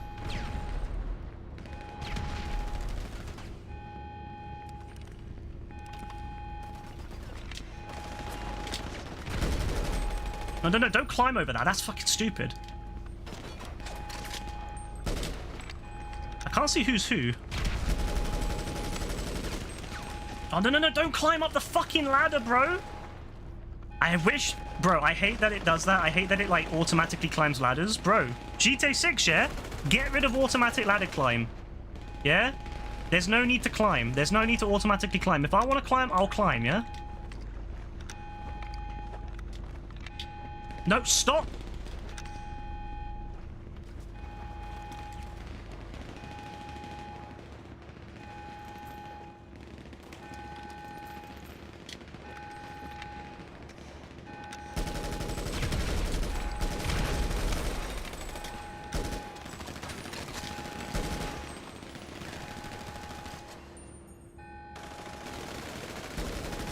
Oh, he tried.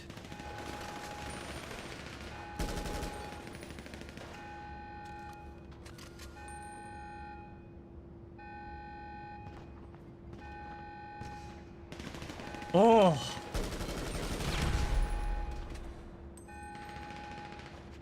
They're trying to get behind us.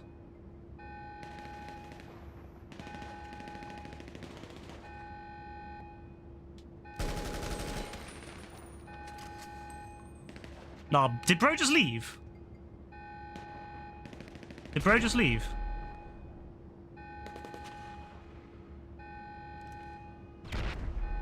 Yeah, they're gonna come around that corner.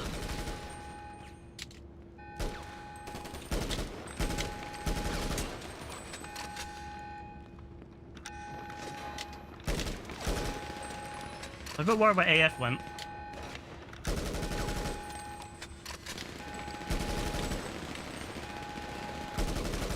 Grenade, grenade, grenade.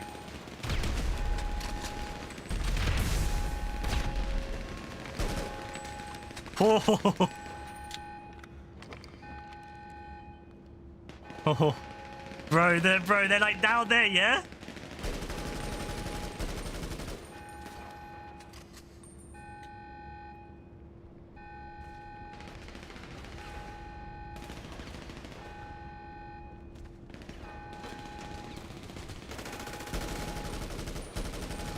Nice, nice, nice. GTA 7. F to you, bro. You ain't coming out anytime soon.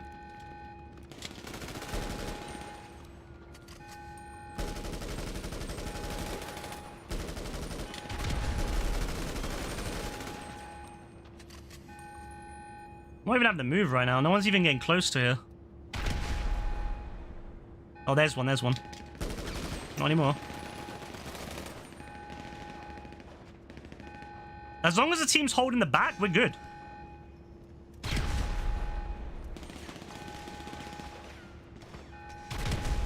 Like, they're trying to get around the back, but they can't. And we're holding the front. No, I think we're good. I think we're good. I think we won it.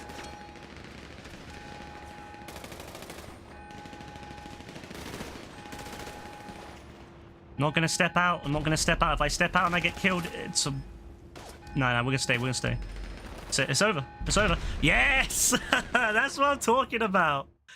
That's what I'm talking about. Yo, that was a madness right there. That's fun. That's fun. That's fun. Wow, yeah, that was great. The whole way through, I had a good time with that one. Woo! That was good. That was good. I had a great time the whole way through. I mean, yeah, some of it was a bit of pain, but... Hey, GGAF. What did I get for kills? Yes, 33 to 12. I mean, 12's a bit more than I'd like, but it's what? You know, that's not too bad. That's not too bad. Just under, what, 3 KD ratio? Just under? I'll take it, you know. I'll take it. 33 kills. I'll take that, bro. Woo! I'll take that.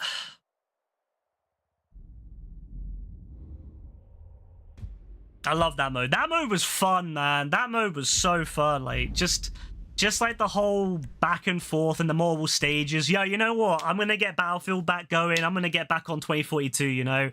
I haven't really played it. I want to play it. I want to get good at it, you know? Oh, yeah, I'm getting back on that game. We're getting back on that game, baby.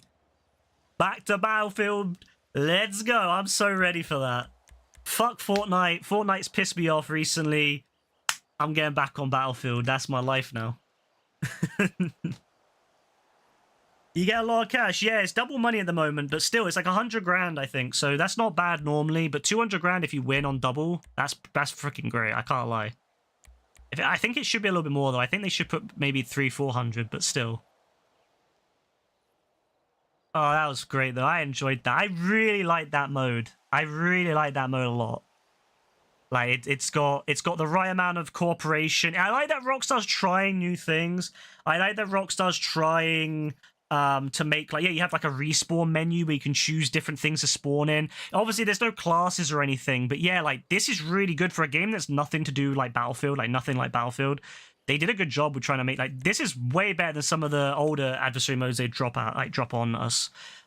You know what? I think they could make a new... I honestly would like to see Rockstar try more modes, like try new interesting... Like, Motor Wars was a great mode, and one of the best modes that I've played is Motor Wars. But I think Rockstar could beat that now. I think Rockstar could, you know, they could go back and even upgrade Motor Wars and add, like, the new features, you know? Like, new features to it. I would love for them to design the ability to go down but not die, like to go into, like, you could revive people. That would be amazing if they did that. I hope in GTA 6 you can revive people. That would be fucking awesome. Now, this is great. A Battle Royale, you know, I keep saying it as well. They need a proper Battle Royale mode in GTA, but they also need a Tarkov-style mode, like an extraction mode.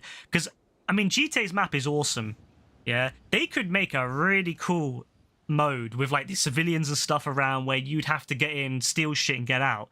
And be able to, like, kind of blend in. It'd be really fun if there was no map, so you'd have to blend in with... So if you could, like, dress up like a civilian, you could blend in and walk around. If, like, a bunch of people come to rob you, you could dress up and walk down the street. Obviously, you have to have auto-aim disabled, but if you could walk down the street as a civilian, that would be fucking awesome. Like, trying to sneak by everyone else. That would be great. Honestly, I think they could do some mad stuff with this game if they put the energy into it. They just have to put the energy in. But this is a good start. This is really good for what they've done, and it's good. It's really promising what GTA 6 will be like, because obviously they're thinking about bigger and better modes that they didn't do before. So I'm hoping GTA 6 will get something similar to this, something even better and even grander. Especially if there's, like, different islands in the game. They could have it so if there's 2 different islands nearby, you could have, like, a mode where you attack 2 different islands. You could have capture the flag mode with, like, 2 different islands.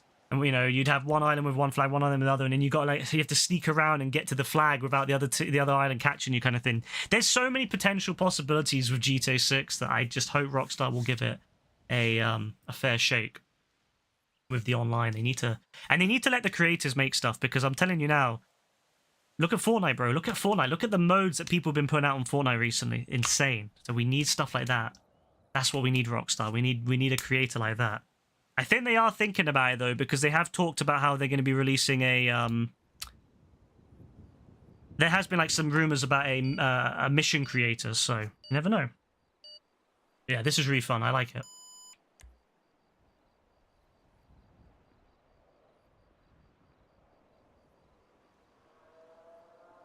Come on, put me on attackers for once. Come on.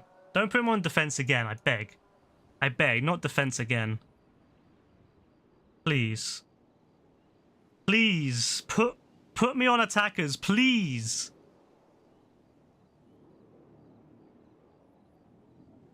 Am I going to be cursed again? You're loving this, yeah? I like how before you said you didn't like it. You said it was shit, and now you're like, oh, I love this. Bro's more flip-floppy than I am with Fortnite. Oh, fuck off. At least AF's back on my team this time, but, like, fuck me, bro. Defenders again? Is that just what I'm... I mean, you know what, though? Maybe that's not bad, yeah? I like the defenders, yeah? Luke Cage, Jessica Jones, Iron Fist, Daredevil. You know, I'm a big fan of the defenders, so I'm fine with that. I'm fine with being on the defenders, but I want to be on the attackers for once. But I'm fine with being the defenders. Oh, I got GTA 7 on my team this time as well. Fuck. The amount of times I killed that guy... Imagine getting killed by someone who wears a Hawaiian shirt. That's the situation that we're currently in. You got killed by a guy who wears a Hawaiian shirt.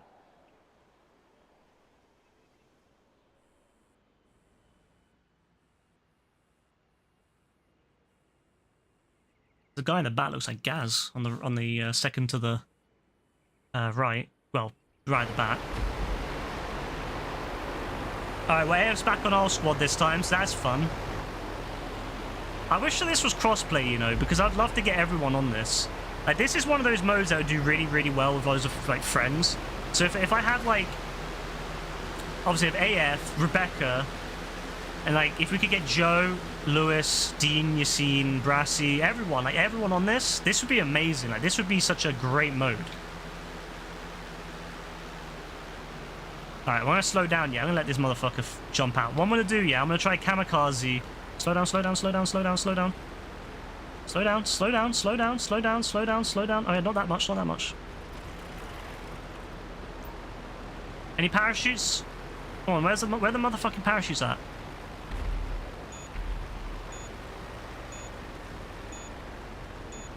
Where the parachutes at?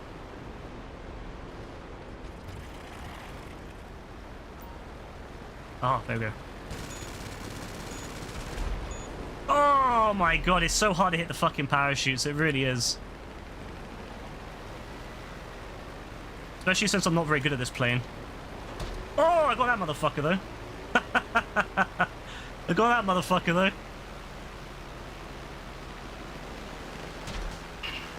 There we go. Beautiful. You're on tomorrow. Awesome, awesome, awesome.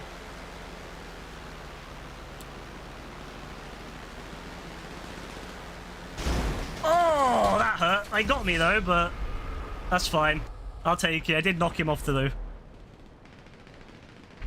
Wait, so respawn. Oh my god, you can respawn in the plane. That's so fucking good. You know what? Dean would love this because Dean loves using the bombs on the plane. He's quite good at it too. I could see Dean flying over and bombing everyone in the plane. I really could. Oh my god, bro. Dean. I need to get Dean on this. I need to get Dean on this so much. Yo, there's bonus objectives too? Nah. I didn't even know that. How do I open the bombs?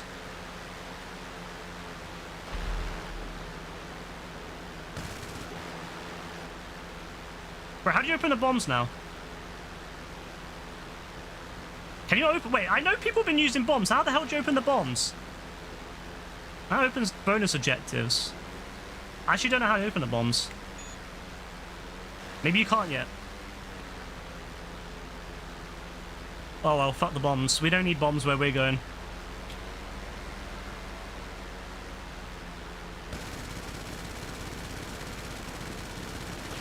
Oh, that was a player on my team. Oops. It's so hard to tell because of the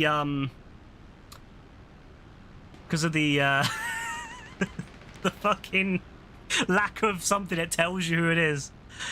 Oh, that was funny though. Guy probably got a scare of his life having a plane just smashing behind him. But no, I swear I've seen people using the bombs on this thing, so a little bit... Oh, I guess maybe on the attack, maybe?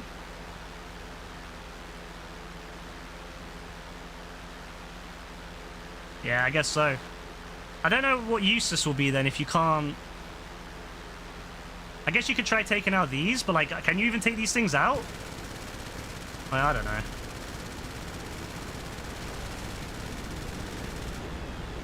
Fuck it, we're gonna kamikaze some motherfucker.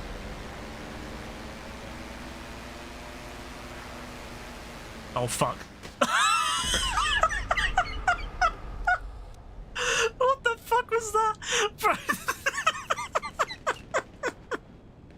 Oh my, bro, he didn't even go near where I wanted to go. He just fucking jumped out and hopped down to the roof. Oh my days, bro. What the fuck was that? Alright, fuck the plane, bro. Clearly I'm not capable of using this plane as it should be intended. Like, I'm not Dean, you know? If it was the, what's it called? The, Starling. Not Starling. Sterling. Starling. No. Is it the Starling? Yes, the Starling. Maybe I'd do something with that, but like...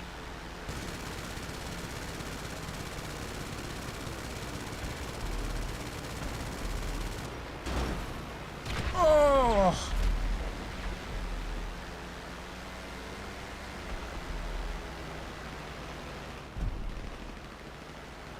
Yeah, I don't really know what the planes can really do at this point. Is this the Rogue or the Alpha? This is the, I don't think it's either. I think it's, the Nakota. Which, to be fair, I was never really good at the Nakota before. Like, I never really got into that plane. I used, I would always use a Starling myself. Wait, is there a helicopter? Bro, what? Oh, yeah, it's the attacking helicopter that you can use to, like, make a base.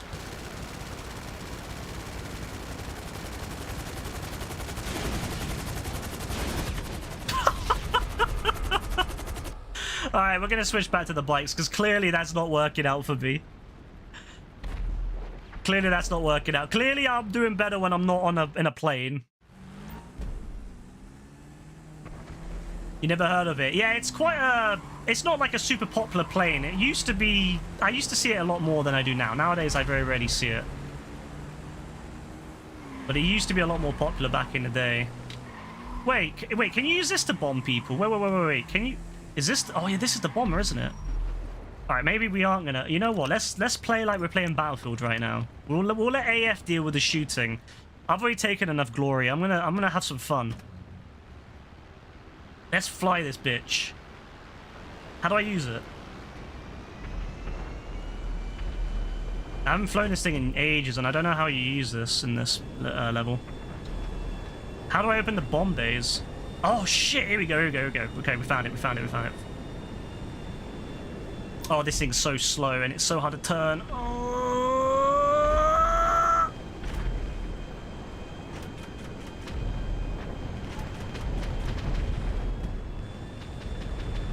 Oh, I missed the motherfucker by an inch. Are you kidding me? Come on, turn, you fucker, turn! Turn, you big bitch, turn! Ah! Ah, it's so fucking... Yeah, that ain't working. Alright, we need to, like, turn around. This bitch ain't turning.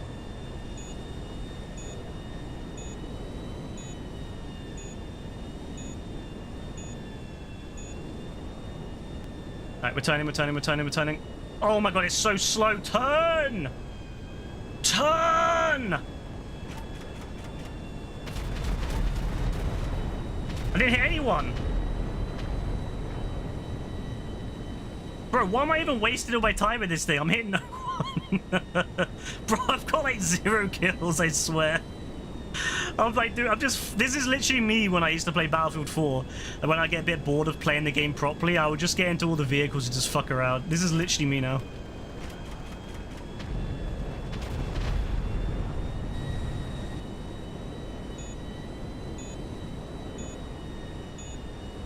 Oh my god, why does this thing drive like a washing machine, bro?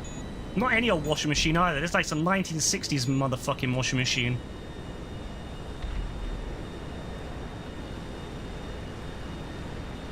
Oh, he's trying to go for the plane.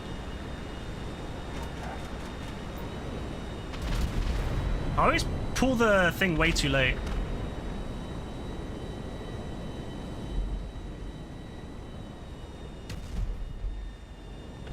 The fuck?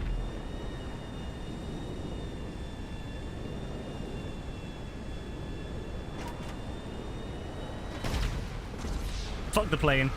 Plane ain't working for me. Plane ain't working for me. Not one, not at all. That thing is not it. We're gonna go back on ground. Fuck, man. If it was just a little bit more agile, but it's like such a... It needs a much bigger space to be used for it. Like, if you had the whole city to use it, yeah, it'd be fucking great, but... Because of the tiny little space, it's a real pain to turn. Alright, let's go and defend A. Fuck it. We've not done much. Let's go and defend A. Wait, is everyone left on that team? Pretty much. We're gonna defend this like it's my child. Alright, we're gonna defend A like it's my child. So probably not that well.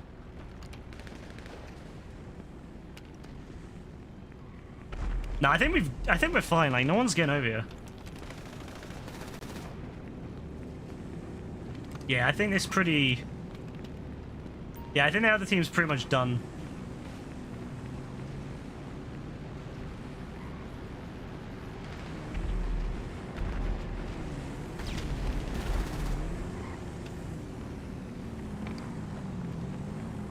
Is that AF over there? That's AF. Yo, look, it got bro's coming down. Bro's coming down. He's what they? I love how he's trying it though.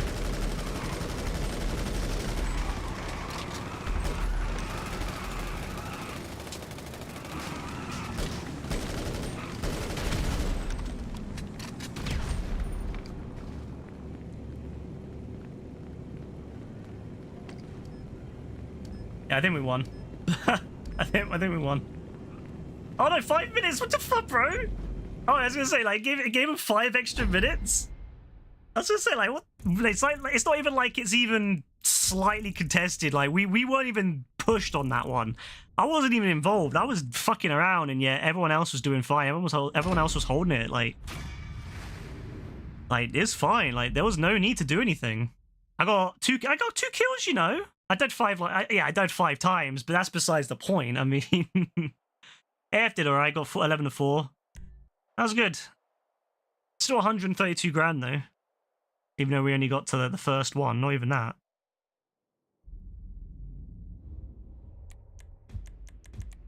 Bro, we're gonna put it at nighttime, and we're gonna do Halloween weather. Let's do that. Let's do that. Let's do Halloween weather. See how that turns out.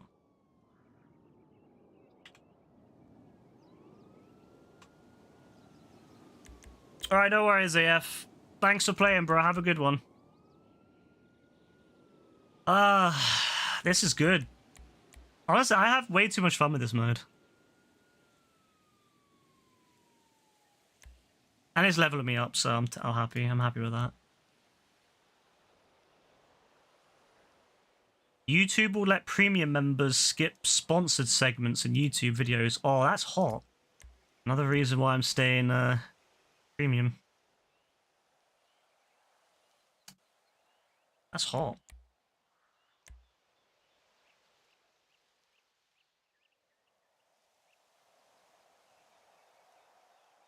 Bro selling bunker in August 2024. Bro, you know what? He needs the money, you know? He needs the money. I'll give him that.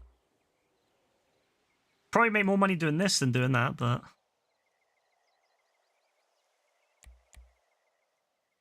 But maybe he doesn't want his bunker to spill, you know? He doesn't want to, like, have too much. He has to ask one of us to help him. The fact that he's doing coke... Bro, I just realized AF's doing coke still. Like, why would you do coke? Coke is so boring.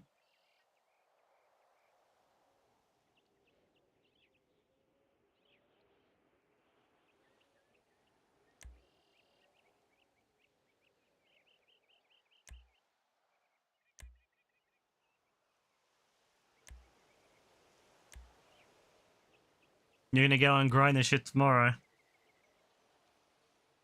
Shut my head, AF. Shut my head. You only have coke. How'd you not have any of the others, bro? Crazy.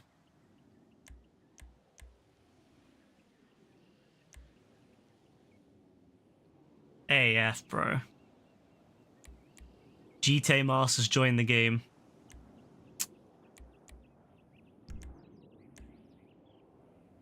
You know if they're a GTA Master.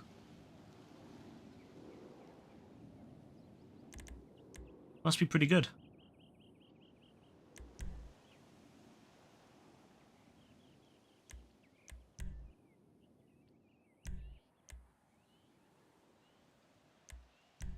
There we go, 30 of 30, let's go.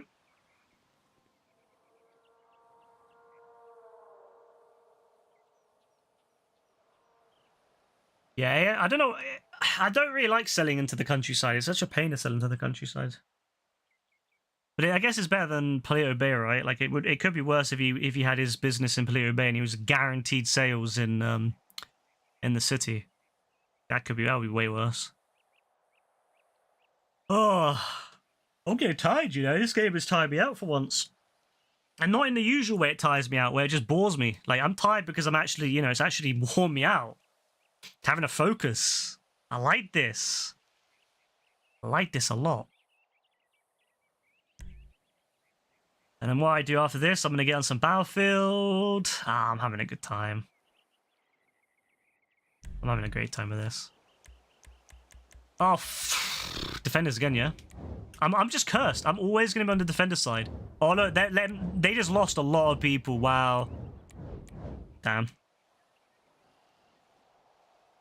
I mean, you could buy, you could definitely buy MC stuff, just enough to get just the things you need for the, warehouse, nightclub, and that's it. Like, that's literally all I'd ever buy, MC-wise. Like, if I was starting from scratch now, I'd only ever buy the coke, the meth, fuck you then. The coke, the meth, and the cash. I literally just for yeah, you don't need to upgrade them or anything. Just literally have them just purely for the nightclub. That's it. Purely for the nightclub. Oh, you know what? Actually, I'm not gonna do any more of these because I'm on my own anyway. So I'm gonna wait until other people are on. I'll do it tomorrow or whatever. Whenever I'm next on, I'll do these with others because it could be a lot of fun like having a full game of like people. But I just I'm having fun. Oh, it counted as a no, it was the other one, wasn't it? Yeah, I was gonna say like how did I get a third win? But I think it was from the previous one. Nice. Plus, I can't be bothered to wait around for them to get another game going. Irish ink, yeah.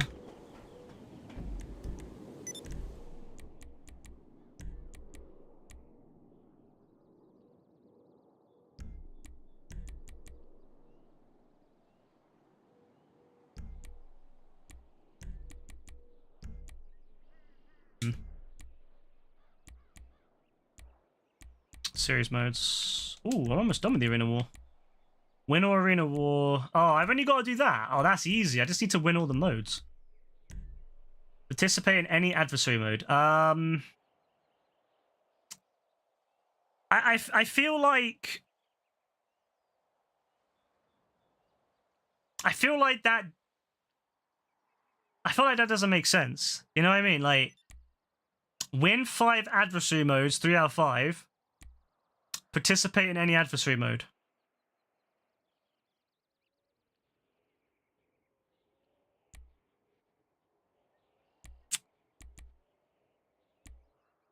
Yeah, okay. That is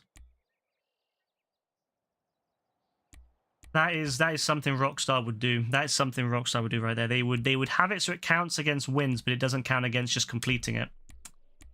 Yeah, that's about right. That's about right. I need to achieve fastest lap on any Rockstar created race. Fuck you. A lot of work. Arena War I could do quite easily with Rebecca. Oh, this one I'm almost done with. I just need to do a load more survivals. That's not too bad. I like survivals, you know me. I'm a big fan of survivals.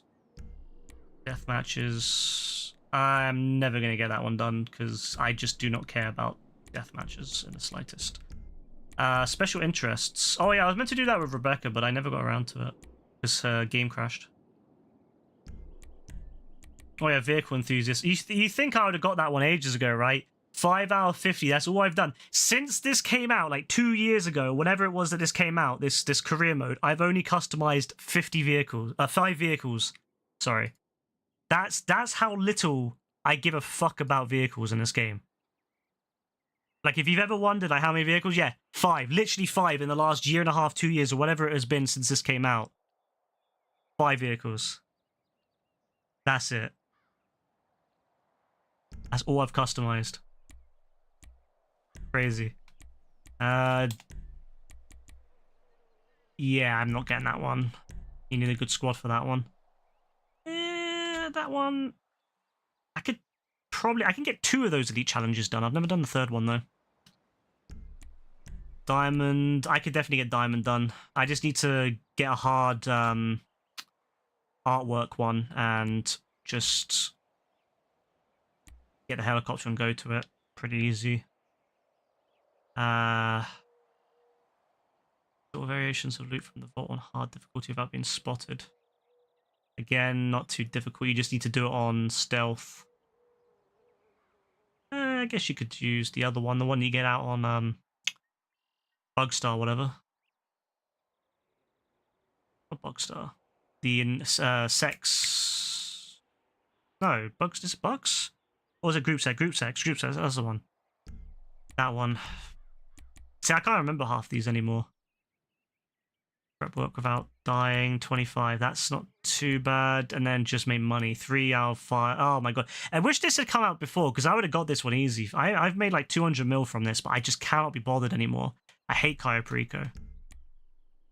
Recreation. I've done that one. Diamond Casino. Complete all the missions on hard. That one's easy except for one mission. There's one mission that will be difficult to do. Especially if only on pistols.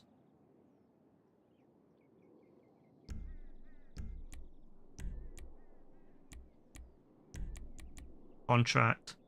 Payphone hits. Security. That's so long. I'm not gonna lie, that's so long.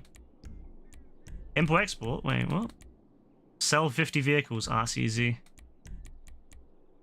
Source all special types of vehicle items, all those. Not too bad. Sell 111 crates of cargo in one sell mission. That one sucks. Purely for the fact that I hate grinding it. Bikers? No way, right? Resupply the clubhouse bar. Oh, that's actually not too bad, to be fair. It's just long. Yeah, it's just long. You need to make money from your bar, so I need to make 10 times what I've already made. I've got to earn money delivering customer bikes. Again, a lot of money. That's not too bad, though. I could definitely get that one done if I took the time in. Gun running, never going to get that one because the shooting challenges are fucking impossible on the console. If I had a mouse and it worked on the PS5, maybe.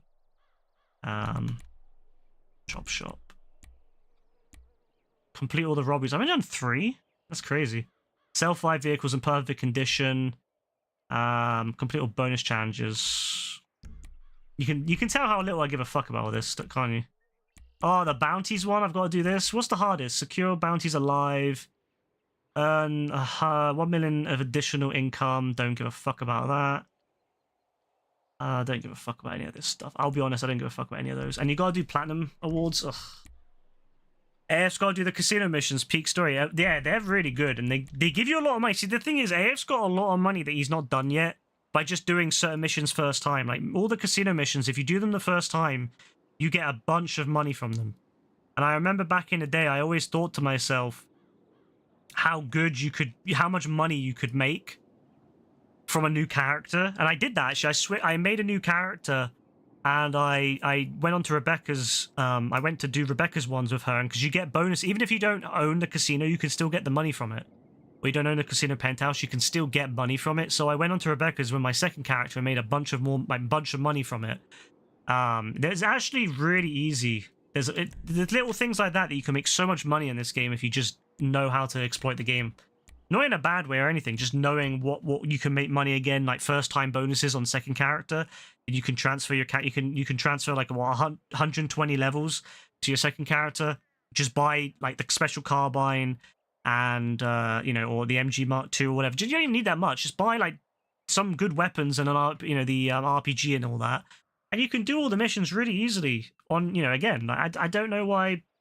And then you can do them on your own now, so I don't know why people say this game is hard to make money, because even if you don't want to like do businesses, you could still make a lot of money just doing first-time missions. So no one's going to help me. Bro, you don't need to do it. I could do them all on my own. Like, you don't need to do them with other people, bro. Like, all those are like one-person ones now. Like, all the casino missions are one player. They changed it a couple of years ago. Ooh, repo work missions, yeah. Ooh. I've not done those for an age, actually. I might do those.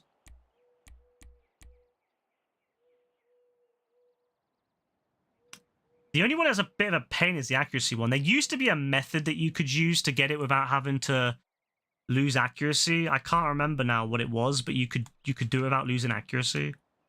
But it was like using a tank or something. Yeah, you can do them now on your own. They made a lot of the stuff like one player now. You see what I mean? Like how they're making the game more and more like solo orientated, because they realize a lot of the people that play the game don't have anyone to talk to or play with. And people aren't really social these days like the old days. People in the old days, you would just, go into a lobby with your mic on and talk. No one does that anymore. So there you go, see? They're all one player now. All one player. And they're really good too, because, let's have a look. Awards. It would be Casino Resort. So look, you complete Loose Cheng for the first time, 50,000. Housekeeper for the first time, 50,000. Arm Tactics for the first time. Strong Arm Tactics for the first time, 50,000. Play to Win, first time, 50,000. Bad Beat for the first time, 50,000. And then Cashing Out for the first time, 100,000. So right there, 250, 350, I think, 350. 50, 100, 150, 200, 250, 350. 350 right there for doing those the first time. Plus you get the money for doing the actual mission itself. And if you complete them all in order, you get an additional 500,000. So that's 850,000 right there. Just from doing those missions in order, you get 500,000. If you do one without losing a life, that's another 50,000. So that's 900,000. If you do them all as a leader, which you will do because you're playing them as the host, that's another 100,000. So over 1 million. You're what, 1,050,000? And obviously, if you then do it as a crew member, you can get another 100,000. But that's over 1 million. And yeah, you get the Paragon R as well, which is really useful for a newer player. But that right there is $1 million right there. Over $1 million for just playing those for the first time. And you can do it on 2 characters. So it's really good. Like it's insane. So your brother's 46 and he knows what Ethernet is. I would hope so. I would hope that someone who's 46 and then thus would be prime millennial, older millennial would know what Ethernet is. I would be very worried if he didn't. Yeah, and then obviously there's casino work. Those aren't really worth it, but that's another 100,000 right there. So right there, from doing all these, that's $1 million. Yeah, the story's really fun. That's another thing about the casino. The story is really, really fun. So right there and there, if you want an easy mill as a new player, literally do all of these missions in a row. You got over $1 million. Don't lose a life. Easy, an extra 50. You've got yourself over $1 million. Easy peasy. 50, 100, 150, 200, 250, 350, 850, 900, 1 million. Like, bro.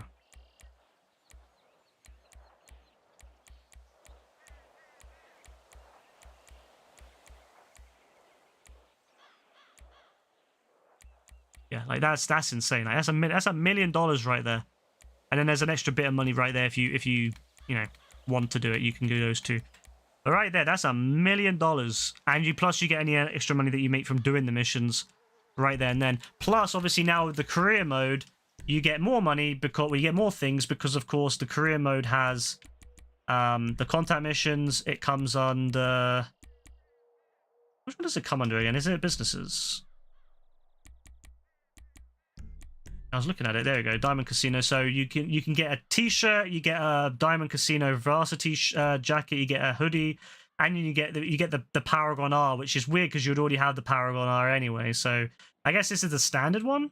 I guess, is it the standard one? Is it armored? I don't know. But yeah, you get that. That's pretty good. That's pretty good right there. Like, I don't think that like you really don't realize. And obviously you get more money if you finish all them on hard and all that to that level. You get 250 plus 10,000 RP. Honestly, casino is one of the best ways to make money as a new player. If you just need money and you don't have a lot of options, it's one of the best ways to do it. But obviously, though, I suppose you need to have the casino unless if you do it for someone else. I think anyway. I think you need to have because I think you have to own it, right? I don't think you can just do it with the membership. But still, if you get the membership, it's not that expensive for the membership. I think membership's what, like 500 or something? I don't even know. Not the membership, the purchase. What's the cheapest, can't remember which fucking website it's on. What's the cheapest, what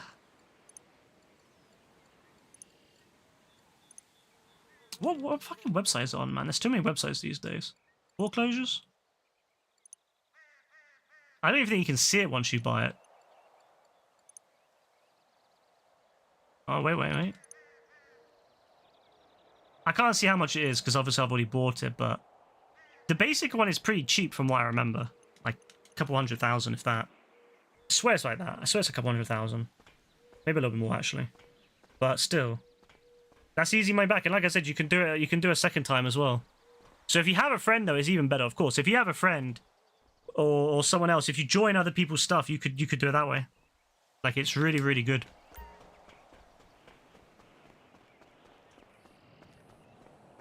But yeah, people don't realize how much money is in these. Like, people really don't realize because it's hidden away. Like, you get a lot of extra money from doing things for the first time. Like, people forget the OG heist used to give you a lot of money for doing them the first time. First time you do it in order. The first time you do it, you get a bonus. And if you do them all in order, you get a bigger bonus. If you do them all as a host, you get another bonus. And if you do them all in first person, you get a bonus. That's something people don't realize. If you do all the original heists in first person, you can get an additional bonus. It's not a lot, but it's something. Especially back then, it was a lot. You can also do, obviously, Criminal Mastermind. That's actually a little bit tough. But I've done that like 6 times now. It's quite fun. Doomsday Heist, I think, gives you some extra bonuses as well. It doesn't say there, but it does give you some extra bonuses.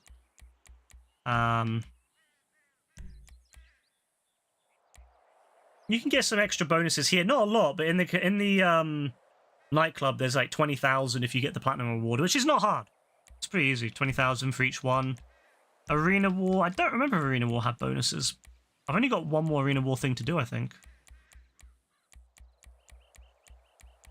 But I don't play Arena Wars anymore. The next time they put like a quadruple or triple Arena Wars on, I'll stream that. Because I used to stream that a lot during the pandemic, and we had so much fun.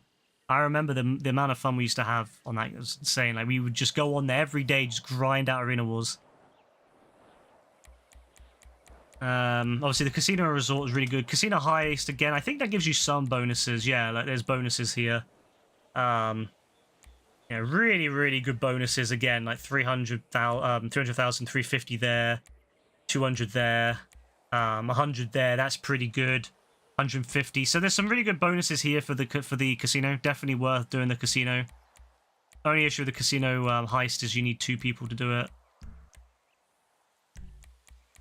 Didn't really do these ones. Oh yeah, the flight school. For anyone who doesn't know, flight school. If you get money. I believe if you do them all on gold, which you get 250, I think it's like 250. I did it back in the day to just get loads of extra money in when I first started playing. Well, when I first started coming back, because Flight School was added in 2014 in summer, and I had kind of stopped playing. I played when the game came out, and then I didn't play it really much for another 6-7 months, and I came back to it just at the beginning of summer, I think it was, or midsummer or something like that. I think like June or July of 2014, and then they had the flight school, and I did that to get 250, which at the time was a lot of money. Like 250 back then was insane. You get bonuses for Kaya Parika as well. Worth doing it, you know. It's worth doing just for these extra bonuses. Tuners. Do tuners? I don't really know if tuners give bonuses. Some of them do, I think. Yeah, some of these give like bonuses.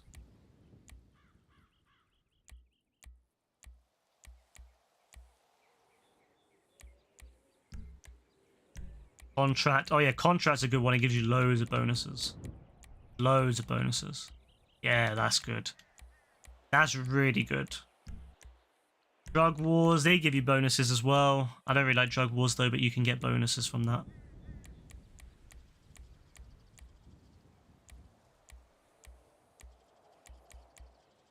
Oh, I need to do some G caches actually. I didn't realize I still got to do some of those.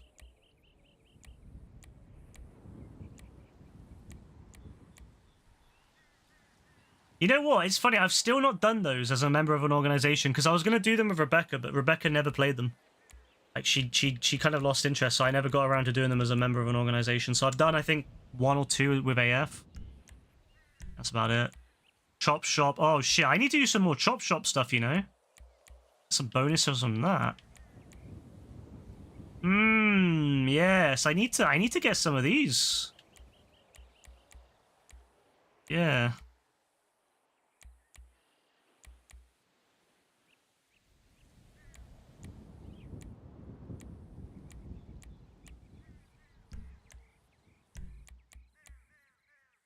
And bottom down. Oh, the bottom dollar bounties has. Damn! Look how shit these are. By the way, you get 25. Look at the old ones. 50, 100,000. Look at this one. 25. They are so stingy. Holy shit, Rockstar! That is the most stingy fucking thing I've ever seen.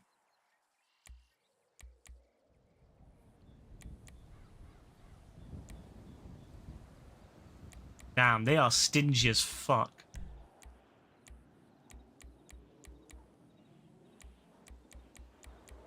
Most of these. This one. Oh, package carriers. Who the fuck does package carriers? Like, captures these days. Huh, I've done the Lowriders Lamar missions. Bro, has it reset my... No, that one's done. Oh, do you have to do it on normal? Yeah, I've done them on hard, which is that one. I've not done them on normal yet. Okay. Weird. Usually they would count like for both.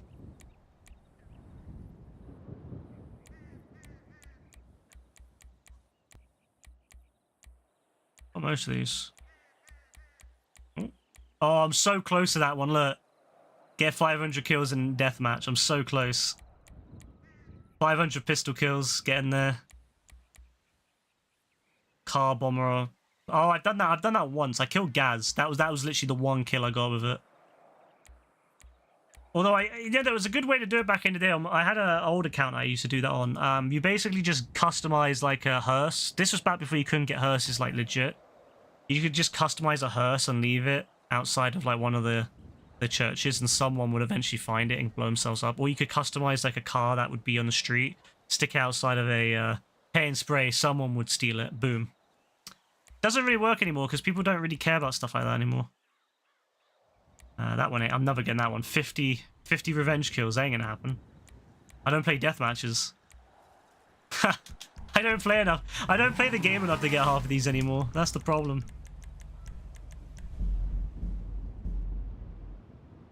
Oh well, I'm not too fussed. I'll start again from GTA 6 and I'll worry a bit more on GTA 6, but at the moment I don't really care that much.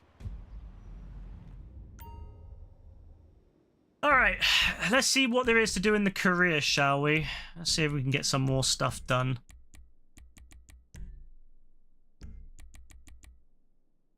Contact missions, businesses.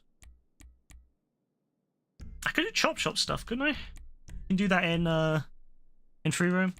Sell a vehicle. I haven't done that one yet. Interesting. Complete the... Okay, I need to go see which one's available, but I need to sell stuff. Okay, that's fine. That's fine. Let's go do that. Let's go do some chop shop shit. I made 1.3 million tonight. Jeez. And people say GTA's difficult. In what fucking universe is GTA difficult? It's almost always people that haven't played it in years, though, because like whenever I hear these people and they talk about this shit, like on Reddit and all that, they always... Because Reddit hates GTA. If you mention GTA in like literally any gaming subreddit, they fucking go nuts. Like, they hate it.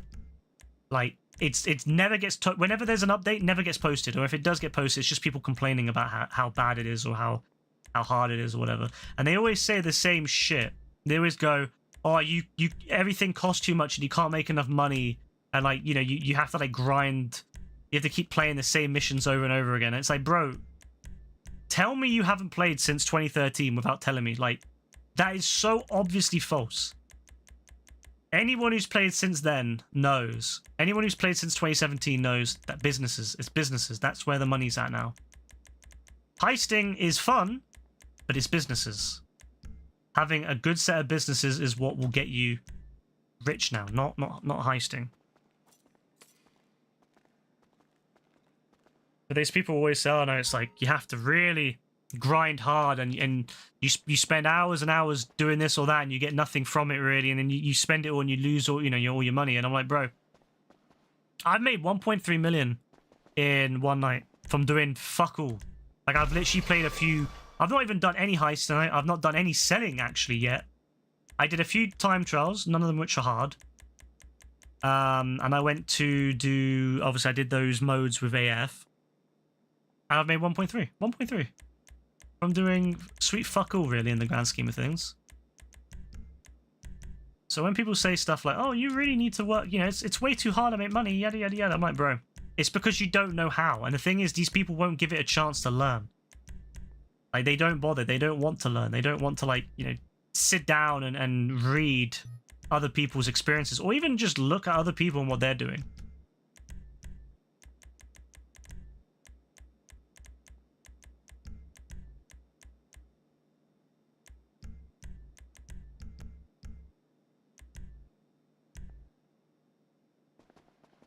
Reddit's very out of touch with a lot of things.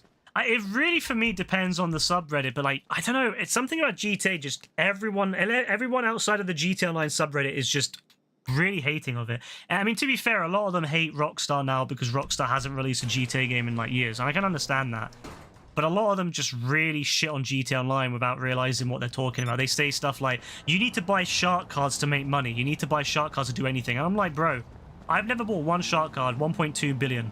$1.2 billion, never bought a shark card. Why would I need to buy a shark card when you can make 1.3 million? You can make 1.3. You can make 1 million in a night without even trying, at least. Why the fuck would anyone buy a shark card?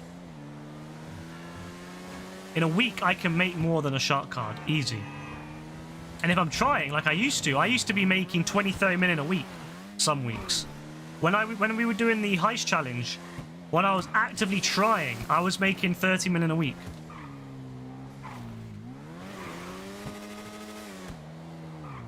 Just from grinding. More than that, I think, actually, when Cayo Perico came out. Like, every Cayo Perico is 1 million, plus businesses making an easy... Especially now that they've added the, what's it called? The... I can't remember the one I'm talking about, that, the one from the drug DLC. I can't remember its name, but you know what I'm talking about, that one, with the van. Now with that, plus bunker, plus nightclub, plus... I mean, you don't really need to do any more, but if you do want to, I mean, I guess auto shop now. I make a lot of money from the auto shop now. I've made over 10 million. I've made over 10 million from the fucking arcade, I think, now as well. Just passive, pure passive income that I just go there and collect it every so often. You don't get wild hate on the developers because they just view Rockstar as being lazy and like giving up on everything else so they can make money. Because a lot of people think Rockstar just sticks with GTA Online because they want to make money. Like they won't release any other game because they don't want to like fuck with their money income. Like, but it's not. That's not why they stick with GTA 5. It's because they wanted to work on a really big game, and we've seen it. But so many people out there think there's some sort of conspiracy where Rockstar's like, we're not going to release another GTA game until we don't make any more money. It's crazy. The thing is, though, is that a lot of people think Red Dead, they killed Red Dead because of GTA money, because GTA Online makes too much or whatever. No, they just killed Red Dead because no one played it. Like, I'll be honest, no one played Red Dead. Like, if you went on there, I think the total count for Red Dead was like worse than GTA has ever been, like ever. Even when it first came out, like it was dead. You look at the percentages of people that play the online. It was fucking tiny, like tiny percentages of a smaller franchise. Like Red Dead was just a shit online. I'll be honest, it was just a shit online. It was so bad. Like, they didn't do anything with it, and the base was really, really bad. That game could have done really well if they had bothered, if the basic online was good. But the problem is they never bothered to make the online good, like in the beginning. And by the time it actually came out, it was like, well. I mean, remember how it was in beta.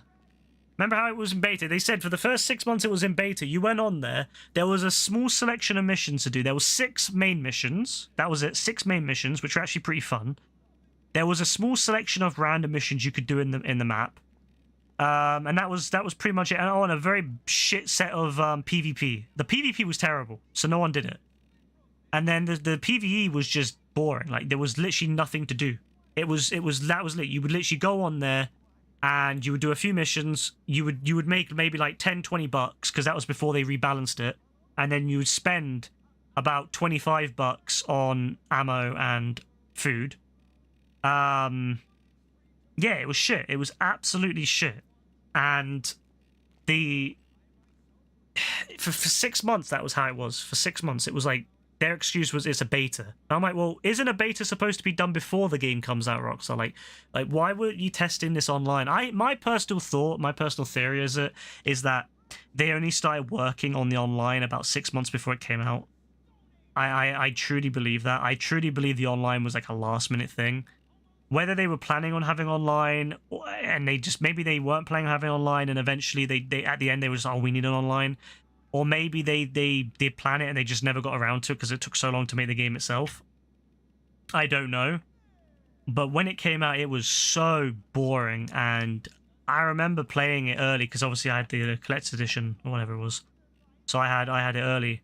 And I remember just thinking to myself, this is so meh. Like, it's not got any of the fun parts of Red Dead. And it's so expensive and so unbalanced. And it never got any better, really. Like, they added some new things to the game, but it never really got better. You know, like, none of the content was really that good. I remember a lot of people from the stream, you know, people like Dean, Yassine, and all that. They had a lot of faith in the roles DLC, you know, the bounties and stuff, bounty hunter, all that stuff. They had a lot of faith in that, and Derp was another one. And I remember playing it and thinking I remember saying beforehand, like, it's gonna be shit. It's not gonna be very good. And it came out, and I didn't really care for it. And I remember like they played it on their own with they played it together with Derp. And I remember like them talking about it and just saying, "Oh, this is, you know, like just being so kind of like let down by it. Like you could just tell by what they were saying, they just weren't that impressed." And the same thing happened all the way by Blood Money, the very last DLC. I remember like I went on and I knew it was gonna be shit. At a point we all thought it was gonna be shit, but we went on and I played like one mission on. This is dead. I'm going off. So I played it for like an hour. Went off. And that was a stream as well. Like I streamed it and I was like, "This is dead. I'm going off." I went to bed. Well, I was so tired. I said, "Fuck this, I'm done." So yeah, and I just went to bed. I was like, "Fuck this, I'm done."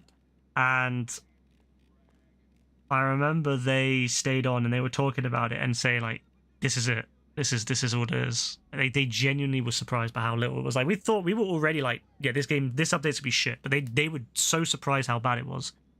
And then I came on I think it was the next week, and I came on and Dean helped us do one of the missions, and he actually apologized because he said, "Oh, like I didn't realize the mission was the exact same as it was the last time, so I just kind of did it without realizing I was on autopilot." I was like, "Bro, don't apologize. Like I couldn't give a fuck. Like I wasn't expecting the mission to be good.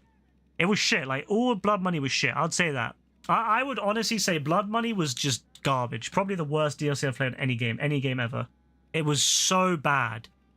Like I'm usually I don't want to be too harsh because there might be people that like it, but like, so I usually like to say, you know, I don't really like it, but I'll be honest, I genuinely have nothing good to say about that DLC. And if someone said they liked that DLC, I would judge them. I will judge them poorly for it because I'm like, how can anyone like that DLC? It's so boring. You go around collecting this new currency called Capitali, or as I call it, Crapitali, and you just go around listening to everyone say, "Here's my Capitali, I'll give you some Capitali." Like, it was so shit. And then the missions were just the rehash missions normal, except you have to find Capitali. And the big missions, they were kind of like showing them off, kind of like heist-like missions. So we thought, okay, well, they're going to be like heist missions, right? Where you collect Capitali, and then you can set up a heist. Sort of like how GTA Online, original way, for anyone who doesn't know, GTA Online. Have you ever wondered why in the thing it shows... I can't show... There you go. JP. Has anyone ever like wondered why JP's a thing? Job points is a thing in GTA Online. Well, originally on GTA Online, you were going to get offered heists. If you the people with the highest JP would then be offered a heist. Lester would call you or whatever and give you a choice to do a heist. That was how it originally was going to be on GTA Online, was that to start a heist, you would just, you would have a JP, you get your JP up, and then, you know, if you had like 100, 150, whatever, Lester would call you or whatever and say, "Hey, do you want to do a heist?" And I don't know if it was going to be in free roam or if it was going to be separate like they were in the end, but the point being that you would just basically do different jobs to get a heist. So you couldn't just do heists only. A heist was supposed to be like a reward for doing a lot of stuff. And I kind of like that idea, actually, because I hate that people just do heists non-stop and they don't like have any reason to do anything else. Like having to do other modes would kind of, you know, to do something higher up would be cool. Although maybe not for heists, maybe for like a raid. Maybe they could do like a super heist, like a raid where you can only do it if you do so many things beforehand. I don't know. But that was how GTA Online was going to work. It was going to be all done by JP. So you earn JP by doing jobs, and yeah, you get to do a heist. Wonderful. So I thought, and we kind of discussed this before Blood Money came out, was that Capitali would be similar. Maybe not like job points for just finishing a job, but you would find Capitali, and if you do enough, you could then set up a heist kind of thing. And in the end, it kind of was like that. You get Capitali, and you can set up a job. The problem is that the jobs you could set up were shite. Like, you would have to work so hard to find all this Capitali, and it was just randomly found on people's bodies, or in, like, maybe some gold chests. You get a few here and there, or you could just buy, like, a shit ton of it from the fence for gold. And you could set these jobs up, and they weren't like proper heists. Like, if they were a proper heist, I'd be okay with that. Okay, you do all this work, you get us up a great heist, you have fun, great. The jobs were like 5 minutes long. Like, literally the first job, the Emerald one, where you have to rob a train, it's like 5 minutes long. It literally takes 5 minutes. You jump on the train, you steal the Emerald, you jump off the train, that's it. It's not, there's no RNG, there's no randomization. It's the same thing every time. You jump on the train, you jump off, you take this shit, jump off, that's it. And that's all it is. And you got to spend maybe about an hour and a half grinding out Capitale to do that one job. That was how shit it was. That was why Capitale was... That was why Blood Money was shit. It wasn't like how GTA was going to do it. It was shit. If it had been a proper heist, where, like, yeah, if it had been like a 2-3 hour heist, okay, fair enough. I could understand that. You grind out Capitale and then you can do a heist. Wonderful. But it wasn't anything like that. It was just shit. So, very disappointing. You know it's bad when Professional dropped a video on it. Yeah, I mean, Professional fucking sucked off Red Dead so hard. So, like, no fucking wonder he... you know what? I'm not surprised he had a meltdown, you know, because he fucking sucked off Rockstar's Red Dead so much. He hated Rockstar. He loved Red Dead, though. He sucked off Red Dead so much. And that was his thing. So I don't blame him for being pissed off, you know. Max sell value. What's it like? Why would you do the Kanjo? Like, is there any reason to do the Kanjo? Like, does the Kanjo give you anything beneficial over doing, say, the Zorosu, whatever the fuck it's called?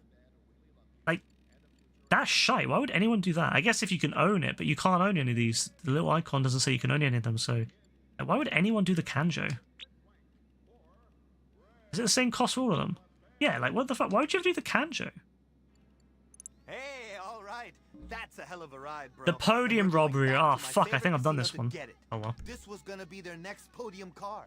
The same strat, same You can do all three. Oh, so you can. Check this out. Oh, okay, This thing okay, was gonna be okay. part of a special So you can like prize. start with the most The expensive car one, was then do the featured next on that ones. episode of the Underbelly of Paradise with the world record for DUIs. Crazy, right? This thing's like a piece of history. Yusuf's gonna love it. Fuck me, man. This guy annoys me. I will fuck you up, bro. If I ever get a chance to shoot you in any DLC, you're gonna die, bro. I can't stand you. You motherfucker, you. You motherfucker, you. Where are you, prick? You're up here. Look at this motherfucker. I hate this guy so much. I hate this guy so much. Like, I just don't like him. I do not like this guy. I do not like you. You are the knockoff of Yusuf. Alright, you are the knockoff. Not even, you're the knockoff of the knockoff.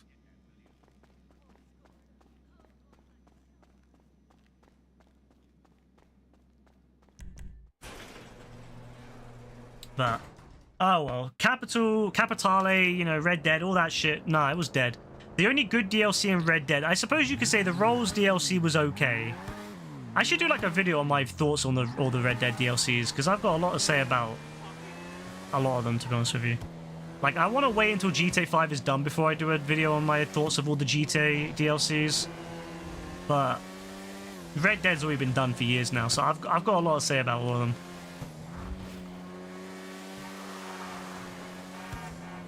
But the problem is, if I do it, if I want to get any sort of, you know, footage to kind of show what I mean, I'm going to have to go and play the game again, and I don't know if I have the energy to play the game to do it, you know what I mean? Like, I don't need footage, I could just talk about it, but like, with like generic footage, but I kind of want to show off what I mean by some of this shit. Like, it's so dead. Like the Capitale crap was so dead.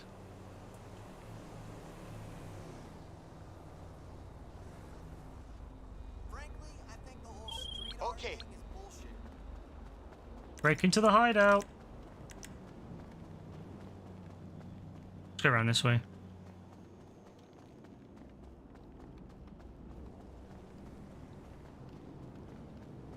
I went around the other way last time. Yeah, there's a wall. I thought so. Yeah, you have to climb over because it's one of those. It's one of those fences you can't climb. To climb over the telephone box. Back up! Finish him off!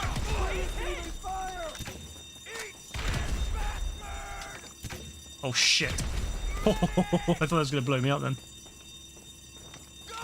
How did you survive, cheeky bastard? You.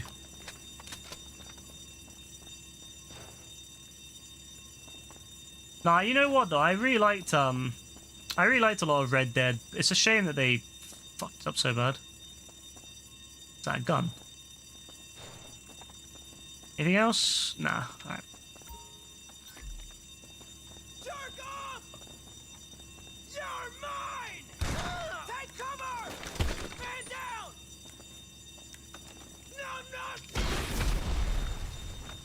the fuck did he not get injured by that? Oh, he did. He did. It's just that he didn't say anything. He was dead. Oh, I like the barrel rifle. I forgot how much I like this gun.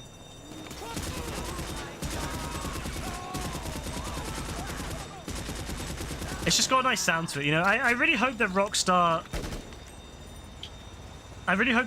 like, tries to make the sound effects better on GTA 6, because I can't lie, like, all the guns feel so, like, light and weak. When you go and play, like, a Battlefield game or a COD game, especially some of the Battlefield games where they actually recorded, like, the real guns, like the old Battlefield games, it just sounds so good. And then you play this game and everything just sounds like a remix of the previous gun. And same with the vehicle engine sounds. A lot of them just have really generic sounding engines. I hope they've really improved that in GTA 6.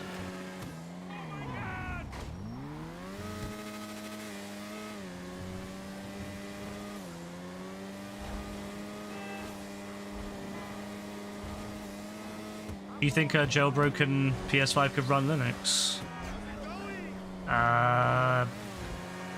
Not the way that you would want it to run. I mean, mostly when you jailbreak something like a PlayStation 5 or a PS4, you're just having access to run unsigned software on it. You're not really having, you know, the ability to install like full-on operating systems. Like if you go to on the PS3, on an old PS3, you can install Linux. But you need the hardware manufacturer to allow that kind of thing. I mean, there's no drivers for the PS5. There's nothing. So even if you ran Linux, like, what would you really do on it? There's no drivers for anything on the PS5 or the PS4.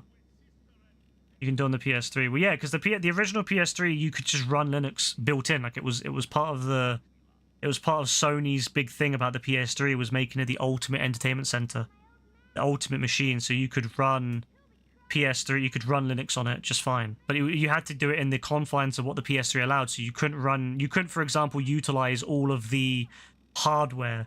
It didn't, for example, I think it locked out a lot of the GPU and some of the CPU features. So you could only run like normal software. You couldn't really just play anything on it really, because it wouldn't have access to all the special, all the requirements, all the extra features that the GPU would have. It would only be able to do basic stuff. It was always just more of a bit of fun rather than like an actual... Like, no one used it for seriousness. Like, very few people... I mean, I've heard a few stories of people using it when they were in college and they needed to you know, write up something or, like, you know, print off something. But I've never seen anyone do anything, like, really amazing with it other than that. That's PS5 exclusive GPU. What? NVIDIA. NVIDIA's not in the PS5. PS3 had an NVIDIA GPU. It was shit.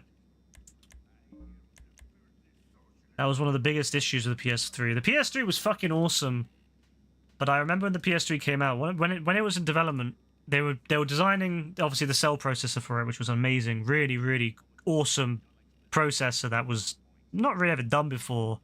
It was awesome. It allowed for such a wide variety of things that you couldn't do on other CPUs. Like, by the end of the gen, most games ran off the CPU, like, you know, use the CPU for a lot of the graphics, because of the GPU just was shit. So that's why early gen games were just really shit on the PS3, because a lot of them focused on making, because traditionally, you know, you use the GPU for all the graphics stuff, right? But the PS3's graphics card was really weak, so they had to find ways to use the CPU to do graphics to, you know, boost up the lackluster graphics in the PS3. But by the end of the gen, the PS3 was actually much better than the Xbox 360's because once developers learned how to utilize a cell processor properly, they were able to do things much more efficiently, and you could do a lot more of it. And that's why games like, you know, GTA 5 run and look better on the PS3 than on the 360. But that was very much by the end of the gen. But the NVIDIA graphics card, NVIDIA promised a much better graphics card for the PS3, like a way better graphics card for the PS3. And then when they came to like show it to Sony, it just was really bad. It wasn't anywhere near the level that they expected. And so, yes, they got a very meh GPU in the PS3. NVIDIA is a pain to work with. That's what everyone who works with NVIDIA says. Microsoft worked with NVIDIA on the first Xbox, and they refused to help Microsoft. They refused to show Microsoft any of the real details, the nitty-gritty details of the GPU, which meant that Microsoft had a harder time doing backwards compatibility. On the Xbox 360, Microsoft went with AMD instead, or at the time ATI, or as I call them, ATI, or ATI, which then became AMD. And then Sony used NVIDIA with the PS3, and again had a really bad experience with NVIDIA because they overpromised and underperformed. So Sony never went back with the NVIDIA again. They went with AMD with the PS4, stayed with it. And then the only one that uses NVIDIA at the moment is Nintendo, and the reason Nintendo does it is just because there wasn't any alternative option for a handheld. Unfortunately, for a handheld, for a good long-term handheld, you want something that runs off an ARM processor, and there wasn't really anyone else in the game at the time who could offer a really decent graphics on a handheld. So Nintendo had to go for NVIDIA. But you can see when people make x86 based handhelds on PC handhelds like Steam Deck, they all go with AMD. So again, it's easier to work with AMD. AMD is a lot more helpful. Man could be at a funeral and she's still talking about Linux. Linux, yeah, I don't know. Some people really like talking about Linux, I guess. But NVIDIA is a pain in the ass to work with, so no one likes to work with NVIDIA. They only do it if they have to. So AMD's terrible on Windows. Not really, though. I've been running AMD graphics cards since 2012? Over 10 for 12 years now. Never had an issue with any AMD card. The only reason that people suck off NVIDIA is because NVIDIA typically, I will admit, has a better package for certain features. DLSS, which uses AI for upscaling, is, I agree, something that people like. You know, a lot of people these days want to run games at higher resolutions. So, you know, and they don't have the graphics process. You know, the graphics processing power is not enough for that. So they, you know, use upscaling. So DLSS is better than FSR. I will agree. But for me, I don't really care. Encoding, I will agree. NVIDIA definitely has a better encoder on their GPU than AMD. Their I can't remember the name of it now, but their encoder is NVENC. NVENC is definitely better than AMD's. I can't remember the name. Is it AMF or whatever? Definitely better than that. Although, to be fair, the recent AMD cards are a lot better. AV1 encoding is not much. Is quite close from what I've understood. NVIDIA and AMD AV1 encoding is very similar. So it's not as much of an issue now with encoding. But during the H.264 hardware-based H.264 encoding, yes, NVIDIA was ahead of AMD. And other than that, though, it's not that much. And typically, AMD will outdo NVIDIA for pure processing, pure rasterization for graphics. They'll outdo NVIDIA for price points, like dollar for dollar. AMD's cards are typically able to outdo NVIDIA's for that. But like I said, it's all the extra features that NVIDIA include. NVIDIA really went in on AI, and that's really paying off for them now. They have a lot of features. They have lots of really cool software, like the microphone background removal thing, which uses AI. That's really cool. So they have stuff like that. So typically people like NVIDIA because of stuff like that. They have all the extra little features. Most people will never use those features, but a lot of people like them because of those features. And for people that also do any sort of AI work or anything to do with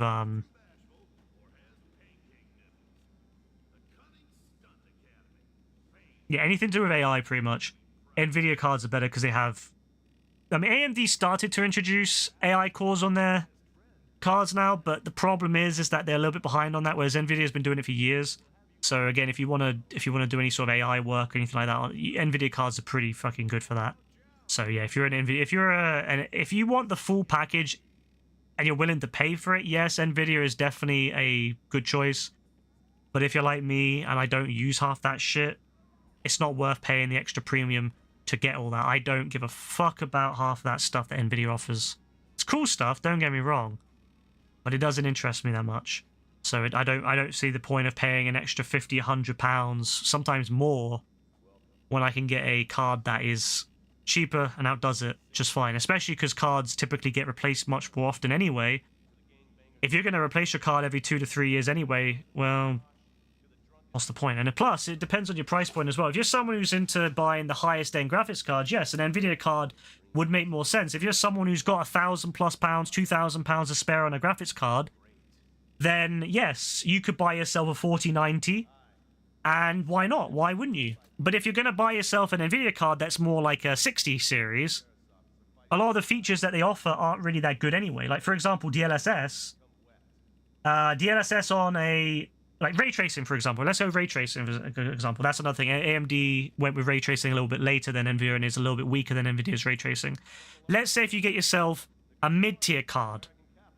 If you're going to buy yourself a 60 series card, your ray tracing capabilities are going to be shite. Like, ray tracing on a 60 series card is absolutely diabolically shit. Alright? If you're going to buy yourself a card from NVIDIA and you're going to buy yourself a mid-tier card, honestly, I would say for most people...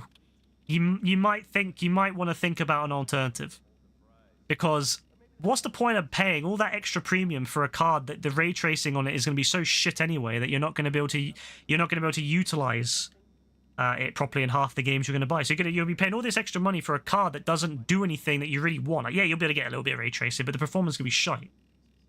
So I've never understood that. Like, people who out there who say, oh, I'm going to buy an Nvidia card because of ray tracing capabilities, and then they buy themselves a 60 or even a 50 series. It's like, bro, why the fuck could you buy an RTX 4050?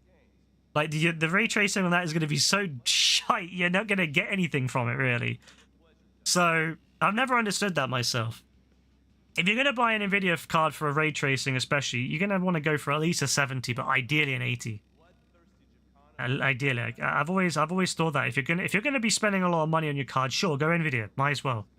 If you're gonna go for at least an 80 series, go Nvidia, of course. AMD sometimes offers ones that can compete with an 80 series, very rarely though. AMD's latest cards, typically the higher end ones would compete between a 70 and an 80. For a 70 series, okay, I can see why people go over 70. No issues with that. No issues with that. For a 60 series equivalent, that's where it gets more troublesome. And for people out there who say, well, I'll happily spend an extra £100 for a 60 series Nvidia over a, I don't know what an AMD equivalent would be, like maybe a 700 series. I just don't see the point, unless if you're really going to utilize it. If you're going to use the AI features or you're going to use like something like that. But then at the same time, it's like, well, bro, if you're going to be using AI anyway, a 60 series card is going to be shit compared to a 70 series. So you might as well, if you're going to spend all the extra money for a 60, you might as well wait for a 70, save up for a 70. And then for a 50 series, bro, there's no point. There's no point. For anything 50 and below, you might as well go AMD, always. Like, the feature set, all the additional feature set is just going to be shit for what it is. Like, you're gonna miss out. You know, the AMD card, the equivalent will probably outdo the NVIDIA card in the first place.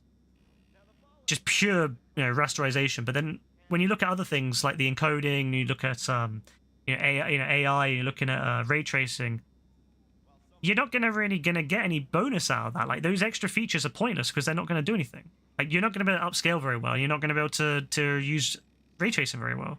So what's the point? You might as well not bother. I don't know. For me, I would say for anything that's an 80 series or above, 100% NVIDIA. 70 series, you could debate it, but probably NVIDIA. 60 series, you could go 50-50 and be fine, but I'd still probably go AMD. Especially because you could probably get yourself a 70 series equivalent AMD for the same price as a 60 series NVIDIA card. At that point, why would you not? Like, that's the thing. Unless if you desperately need some of these like exclusive features that NVIDIA offer, why would you buy a 60 series when you could buy a 70 series equivalent AMD card? I don't know. That's what I've always wondered. Some people will go NVIDIA no matter what. I mean, fair enough. If it's worked for you in the past, fair enough. But I mean, I've always just wondered, like, why would you spend like all that extra money for a card that you're not going to utilize fully anyway?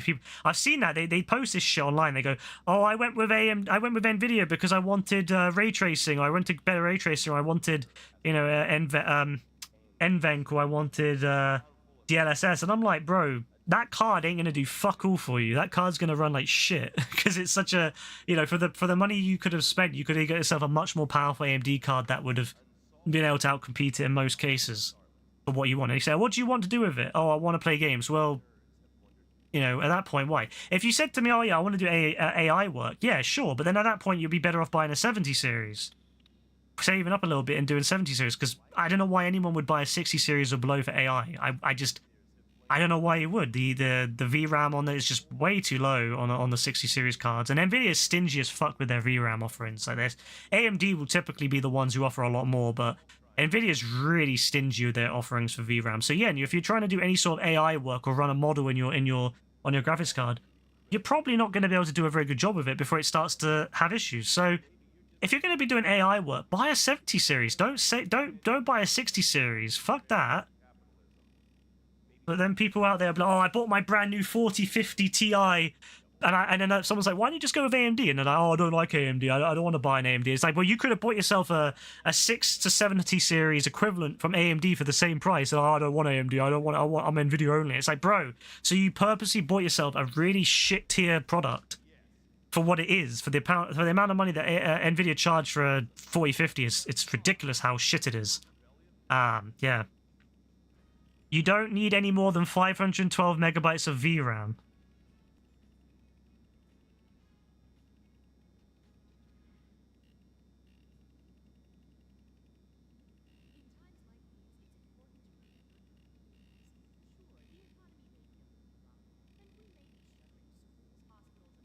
I don't even know how to answer that one. I don't even know how to answer that one. 1 gig? What, are you talking about like 10 years ago? Is that what you're talking about? Like 10 years ago? Like every modern game uses at least 4 to 5, at least. Like if you're not running at least an 8GB card now, you are going to struggle to play modern games. At least 8GB, and even then, 8GB cards. 1GB is a standard today. No. I mean, the standard today is, you know, like the higher end cards go into the 20s. Like the minimum you would want to buy nowadays is at least 8, at least 8GB VRAM, at least on a modern day card. You wouldn't want to go anything less than 8, at least. And this is one of the issues that sometimes I have with Nvidia cards, is that they're very stingy on their VRAM. But even an 8's is really low now. Like I'd say like 4GB is what you see on Amazon. What cards are you looking at? Like that's what I'm talking about. Those are some shit cards. You see what I'm saying?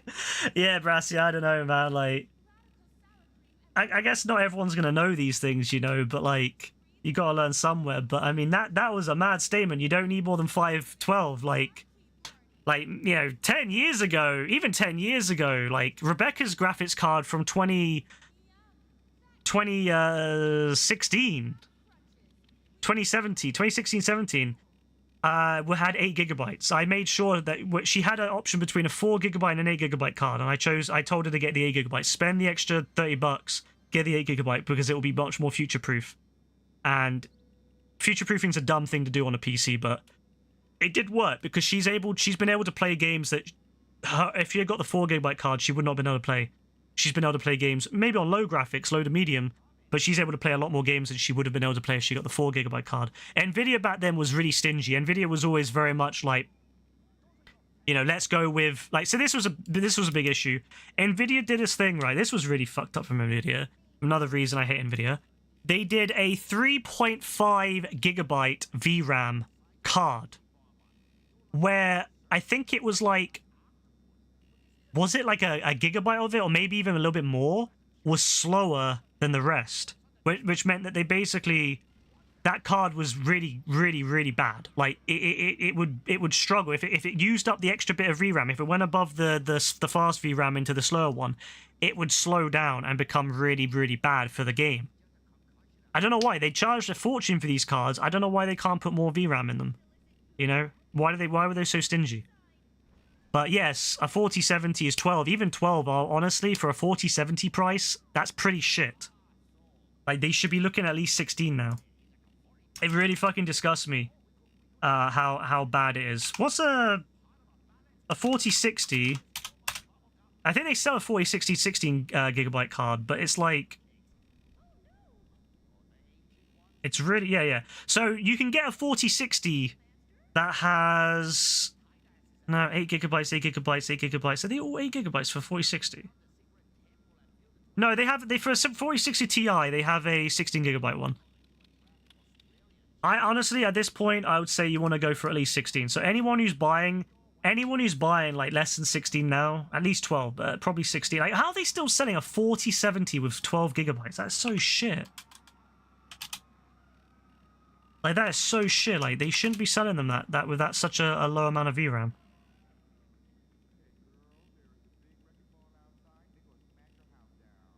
Like so AMD, they sell their 7700 series, their 7700. The 7700 isn't equivalent with a 4070. It's a well, the 70. It's more like a 60 series.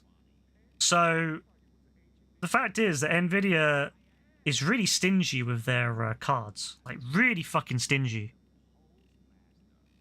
Like really stingy. At this point, I would say you want at least 16. Like 12 is fine. You don't want to go with 8. 8, you're not going to be fine. Like, as soon as you get to the next few years, as soon as we see games like GTA come out, I guarantee GTA is going to run like shit on an 8 gigabyte card. So you're going to want at least 12 at this point, right? At least 12. But honestly, I'll be honest, I think people should be looking at 16. I don't think people should be looking at 12 anymore. If you're going to spend a lot of money on a card, unless if you're going to upgrade in the next 2 years, I would say you want to go 16. If you're going to upgrade in the next 2 years, sure, go ahead, buy a 12, buy even an 8. But anyone who buys a fucking 8 gigabyte card now, you're fucked. You're going to be cooked. Like, I have an 8 gigabyte card, and that's old now. That's like 5 years old. Like, you know, I wouldn't go for an 8 gigabyte card now. And a 12 gigabyte card, even that I wouldn't go with now. I'd go 16. But I'd say if you're going to go with one, it has to be at least 12. If you're going to buy yourself a card, and this is what annoys me when people buy Nvidia cards and they buy like a 4060. I've seen people buy old 4060s, not even TIs, not even 4060 TIs. I've seen people buy old 4060s, like standard 4060s, over the equivalent AMD card, or even a more expensive, even a more powerful AMD card that's the same price. I have seen people buy 4060s because they're so Nvidia brained and so anti-AMD that they won't even consider it, and so they'll end up spending all this money on a card that isn't even that good now. Like, if you're going to buy a 4060, at least wait until the 50 series comes out, and then you can get one for dead cheap, hopefully. But anyone who's paying, like, a significant amount of money for a 4060, no. Silly. At this point, I would never do it.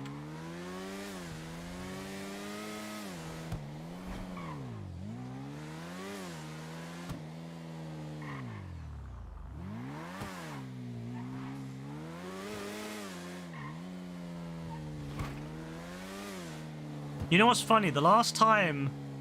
I know what? I don't even know when the last time 512 or... You know, I was just thinking about that. Like, 512 megabytes of VRAM. I think the last time that was acceptable was actually 2010 or below, because I had a card from... Probably way below that, actually, because I had a card from... I had an AMD card of 4,000 something. I can't remember now. It's been so many years. I had that in an old PC from 2009. And that had a gigabyte of VRAM, and then my 2012 machine with the 7900, that had a 3 gigabytes of VRAM, which at the time I thought was quite good. 3 gigabytes of VRAM was a lot, and I was able to do a lot of stuff with it that I wouldn't have been able to do otherwise. But yeah, I don't know the last. I think probably about 2008 was probably the last time 512 was acceptable. 128. Oh, is that because you have an integrated card?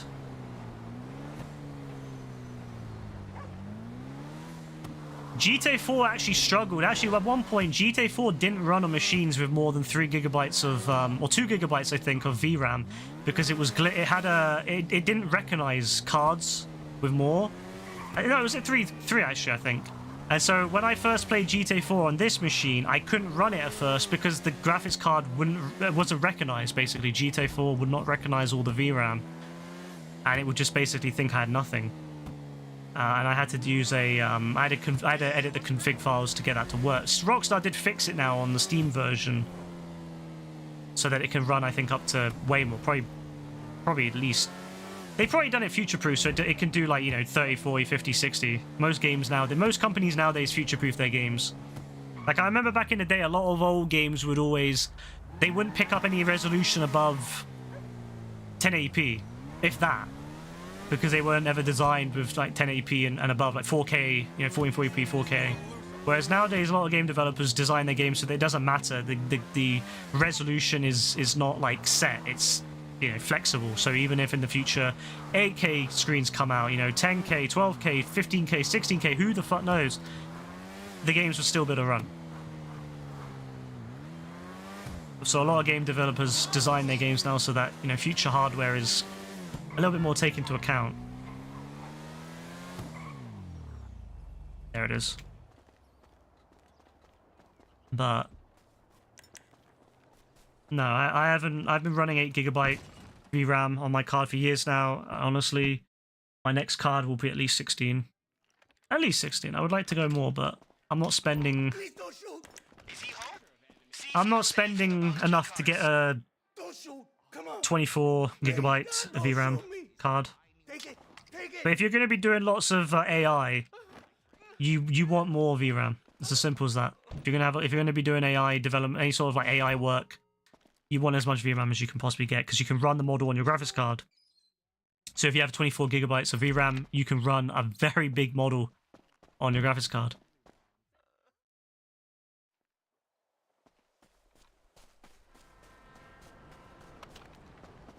It's the same reason why we're seeing on phones these days why phones that have AI running on them, like Gemini and all that, have to be certain phones with more RAM.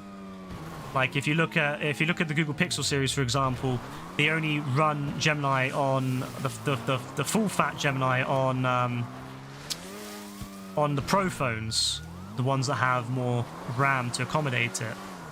I think the former Gemini that's on the Pixel Pro is 3GB, which is quite a small model when you think about it, but it's used up 3 whole gigabytes of the RAM.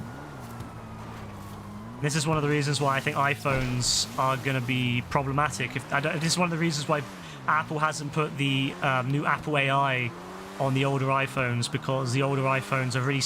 Apple's always been really stingy with RAM. I guess they never needed to be very generous with RAM because their CPUs are very good and very efficient, and the RAM's typically very efficient, you know, especially on their I'm very impressed on their laptops and all that, is that they run, you know, the RAM is actually built into the CPU itself. So it's very fast, very, very efficient RAM. But the problem is, it's not a lot of it. And so we're seeing this now with Apple, with the Apple AI, is that you'll need the Pro phones, or at least the newer standard phones, to be able to use a lot of the AI features, because the old phones just do not have enough RAM. They're so stingy. 4 and 8 is the standard. Not anymore. Not anymore. 4 gigabytes of RAM for a phone, for a flagship.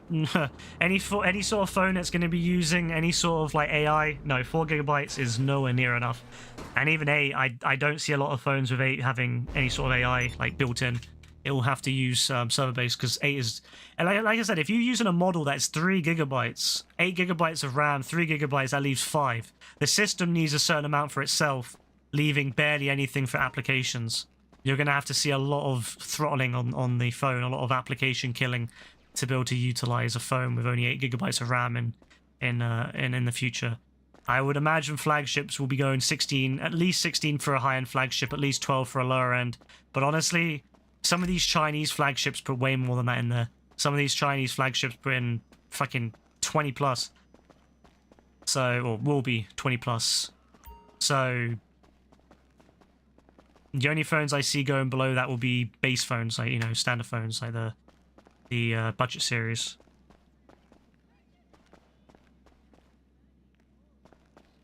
But I would imagine RAM will probably increase on a lot of the series, because they'll have to if they want to incorporate their AI buzz that they've been trying to push recently.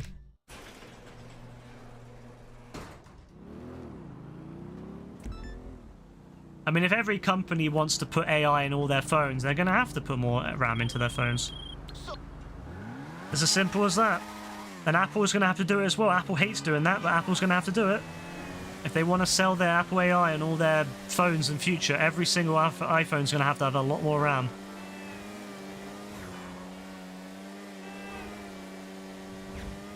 So I wouldn't be surprised if we see some price increases from Apple this year. Not saying they will, but if they're going to put more RAM into all their base series phones to accommodate Apple AI, they're going to have to. The 15 has 8. You see what I mean? They're stingy. Apple is fucking stingy. They're stingy motherfuckers. They've always been stingy motherfuckers. I remember back in the day when I first got my phone, Apple had single core processors with like 256 megabytes of RAM. And I remember they were talking about going up to 512. Meanwhile, on my Samsung Galaxy S2, I had a dual core and 1 gigabyte of RAM. And it was cheaper than the equivalent iPhone. The iPhone was more expensive. I had dual core processor and way more RAM, and I paid way less. And yeah, Apple was like, yeah, you know, let's have more. Let's not bother with anything. They to be fair, Apple really stepped up with their CPU side. I can't lie about that. Apple really did a good job with their CPUs, but they're still stingy as fuck with their RAM. Really, the Pros should be having at least 16 gigs now, and the Standard should have at least 12. For the price of the Standards being so high, it should have at least 12. At least 12, and ideally the Pros would have at least 16.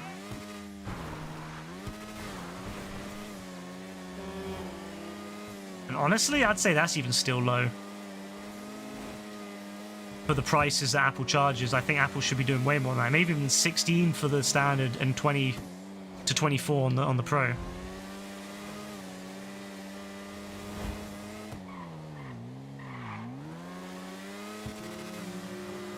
But Apple's stingy, always have been, always will be. They're coming into their hangar. Low-level base access granted.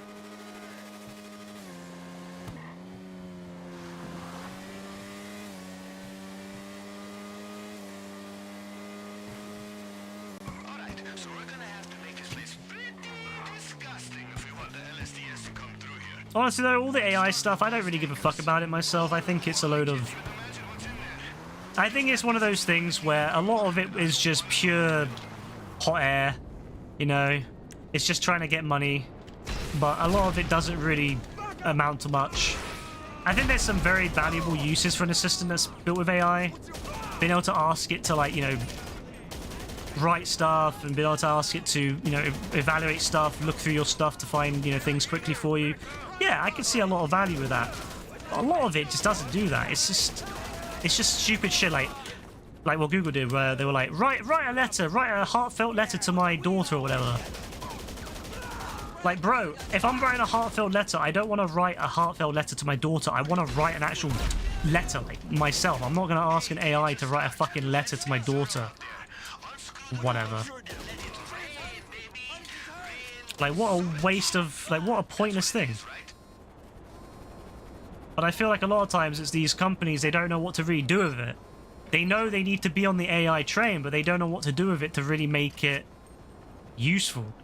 Like writing, I guess, yeah, like writing an email, like having, you know, be able to say to your AI, to your assistant, especially in more natural voice, you know, not having to like find key terms like you do with Alexa and you do with like Google and Siri, where you have to have like, you know, key terms for it to understand what to do, and it does it very basically. Be able to ask it, be able to speak to it in a human voice and have it respond to you and kind of understand what you're doing. That's cool. Like Alexa's great for old people. Like I have an older family member that has I set up their Alexa devices, but they, you know, if they need something done and they don't know what to say, they just, yeah, they don't know what to say, so they just kind of say, they only know set terms I've told them. So if anything goes wrong, anything that doesn't happen the way they expected it to happen, they don't know what to do. They can't ask it what happened. They can't, like, you know, express what they want if they don't understand fully what they want themselves. Whereas like an AI, yes, being able to listen to you and understand, take context cues out of your, you know, your voice and your tone and stuff like that could be really useful. Be able to ask it to like write you, you know, emails and stuff, important emails and stuff that like, you know, like for work and shit like that could be very useful.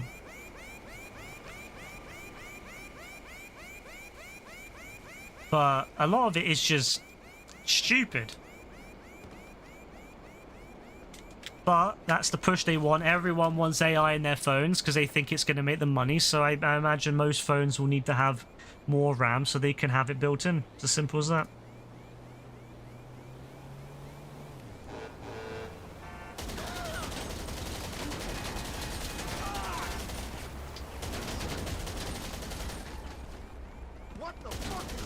I think it's cool. Obviously, image generation's really cool. I'm not gonna lie. Again, though, very, you know, not really useful for most things. I think the most exciting thing from it is the ability to have your photos modified. Like, you know, if you want to, like Google, where they're putting their Add Me feature, where you can add people into your photos if they're not in the same photo together. That's pretty cool. But again, a lot of that stuff can be done.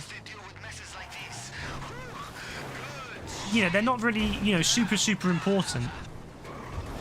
Like, that's the kind of feature that I would use maybe once in a while. Like, I very rarely, like, if I want to get a picture with Rebecca, but I don't have anyone to hold the phone, I guess it'd be cool that I could sit there or stand there, and then I could take a picture of Rebecca, she can then take a picture of me, and we can have our picture, like, added together. I think that's cool, but then it's also creating a fake memory. That person wasn't in, you know, you were never in that position, you were never in that moment because, you know, you were both taking the pictures, you weren't ever actually sitting next to each other at the time the photo was taken. So again, it's like one of those things where I think it's cool and I think it's useful, but at the same time it's like one of the things I just don't see the point of it very much. Like I wouldn't pay for it, you know what I mean? Like I have a Pixel 7 Pro, it can't do a lot of these new AI features that Google's introduced in the 8 Pro and the 9 series. Would I upgrade to a 9 series to get it? No. Like, I'm planning on getting a 10 or 11 series at some point, because that's when I usually get a new phone, is 3 to 4 years. But I just... would I spend all that money to get my... And even then, I don't even know if I'm going to go and get a high-end flagship phone with that. I might just get the standard, you know, the 10A or whatever, the 11A. Which probably can't do a lot of that stuff, because I just don't really care about it.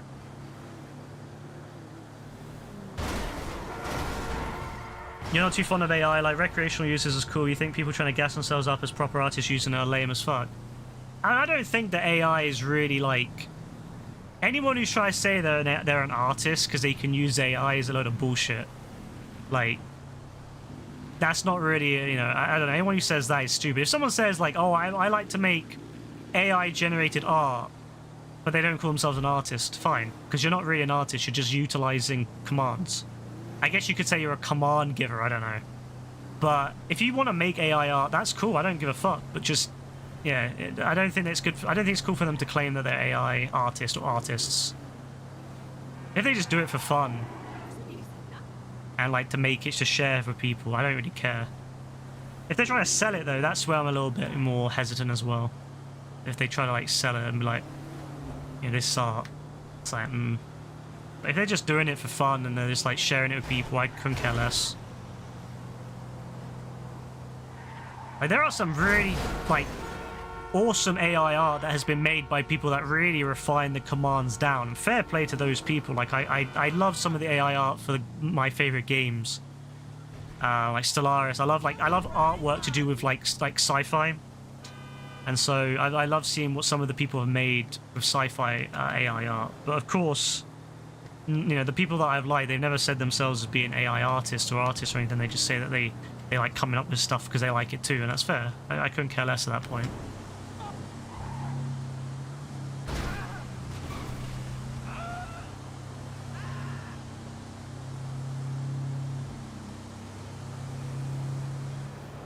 It'll be interesting to see how all the videos go, you know, because that's the next thing, isn't it? You know, AI videos, and it's getting better all the time. That'll be the next big thing. Making a film out of AI. It will be interesting. How you doing? It will be interesting. I think that'll be the first. That'll be when I think it hits a lot. Like hits me at least. Is when when someone, probably Disney, makes an entire film out of AI that actually looks good. Because obviously you'll need people to go back in and refine bits that look a bit and you'll need probably human artists to go back in and fix some things up. But like that would be crazy. Like having a whole film generated by AI. I know it's gonna ruin. It'll probably ruin filmmaking afterwards, but it'll be interesting. You know what I mean? It'll be interesting. Same thing with music. The first like proper AI pop song that just takes off. Not just doesn't sound like shit. Actually sounds good. Actually is catchy. Actually is popular. That will be interesting. Just from a purely interesting, fascinating standpoint, yes. It'll be interesting.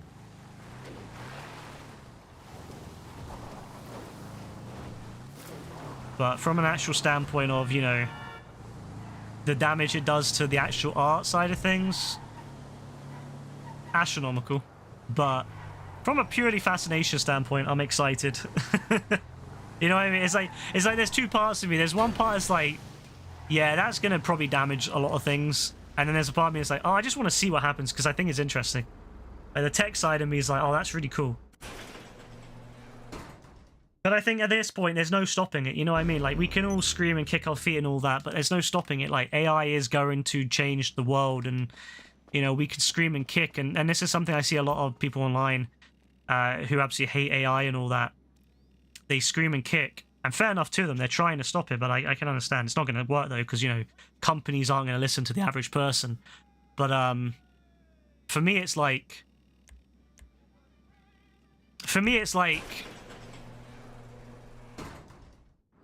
it's going to happen regardless, and so we just have to like kind of accept it and deal with it the best we can.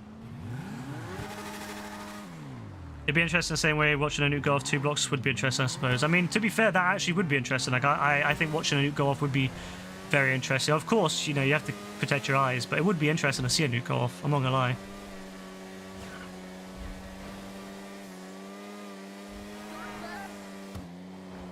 But no, I'm very much of the opinion of, I can't stop it, so I'm not gonna even give a shit. You know, if it damages everything, it damages everything. I already don't buy a lot of stuff. I already don't care about a lot of music. I already don't give a fuck about a lot of films. Like I wouldn't pay like anything for a lot of these new films. Like I just don't watch them. So to be honest with you, it wouldn't really be much of a loss to me. Like if they replaced all the modern songs with AI, it wouldn't affect me because I don't give a fuck about music, and it wouldn't affect me much about videos either, like movies either. I mean, I'll be like, well. I mean, it just doesn't really affect me, so it doesn't bother me. But I know it affects other people, and obviously I care. You know, if other people want to resist it and protest it, I'm fine with that. I don't care. I'm not gonna like get annoyed or anything about that. You know, I was in support of the writer's strike for the movies. I'll be in support if people want to strike over AI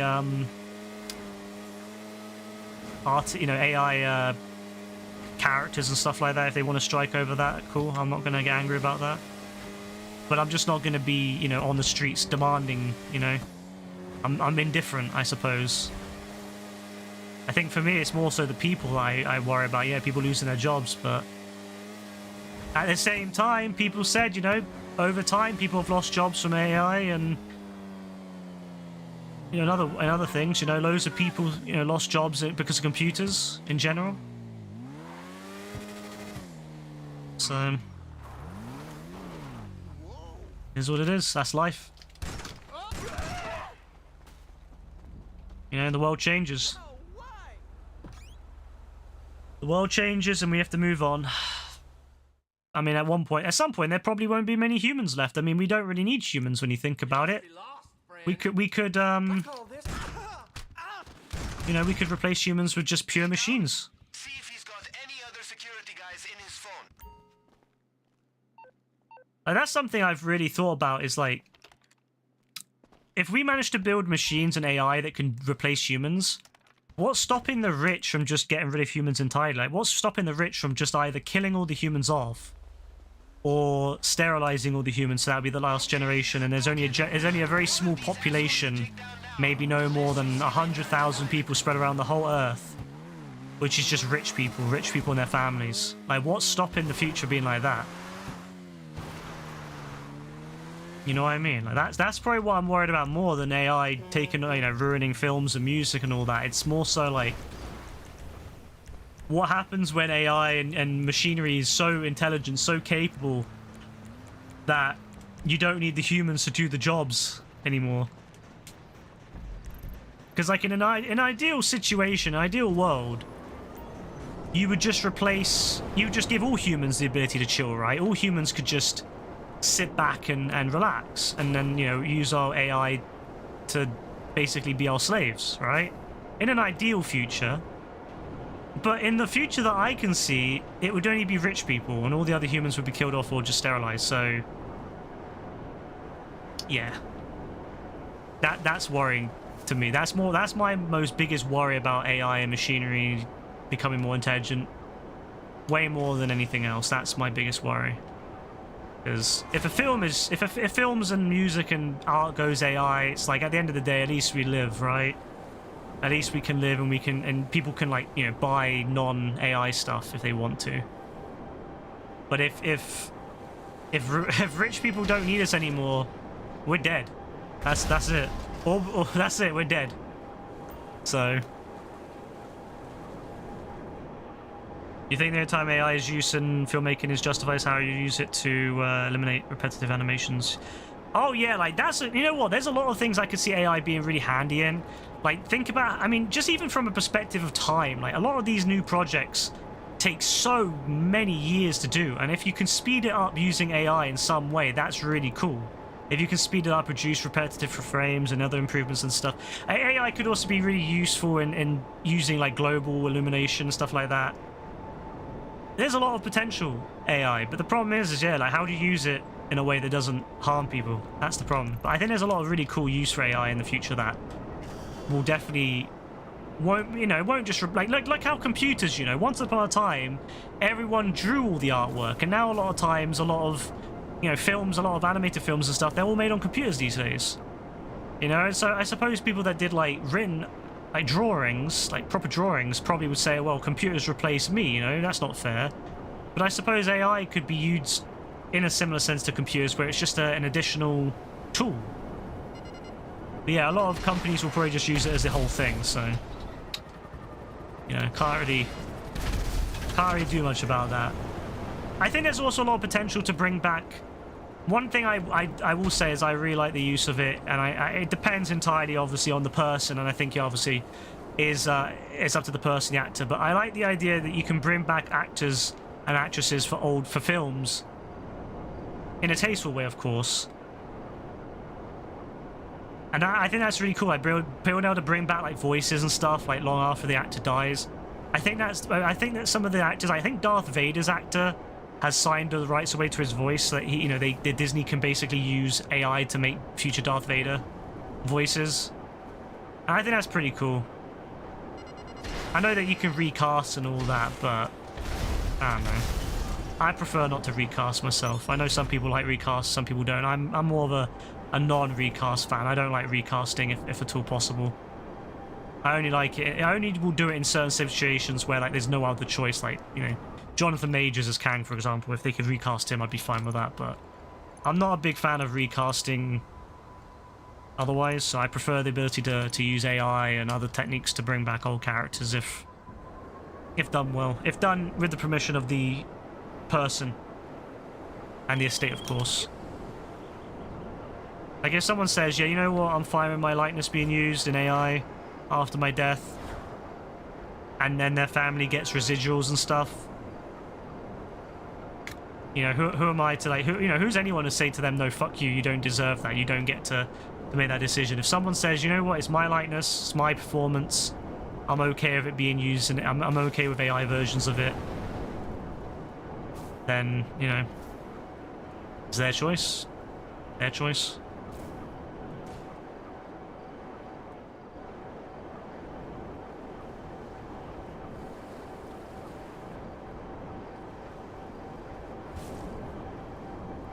But of course, it does depend entirely on the actor, the actress. It does entirely depend on them and their desires. And if someone says, no, I do not want my voice or likeness or anything like that to be used as AI, then that should be that. You know, they should have a choice.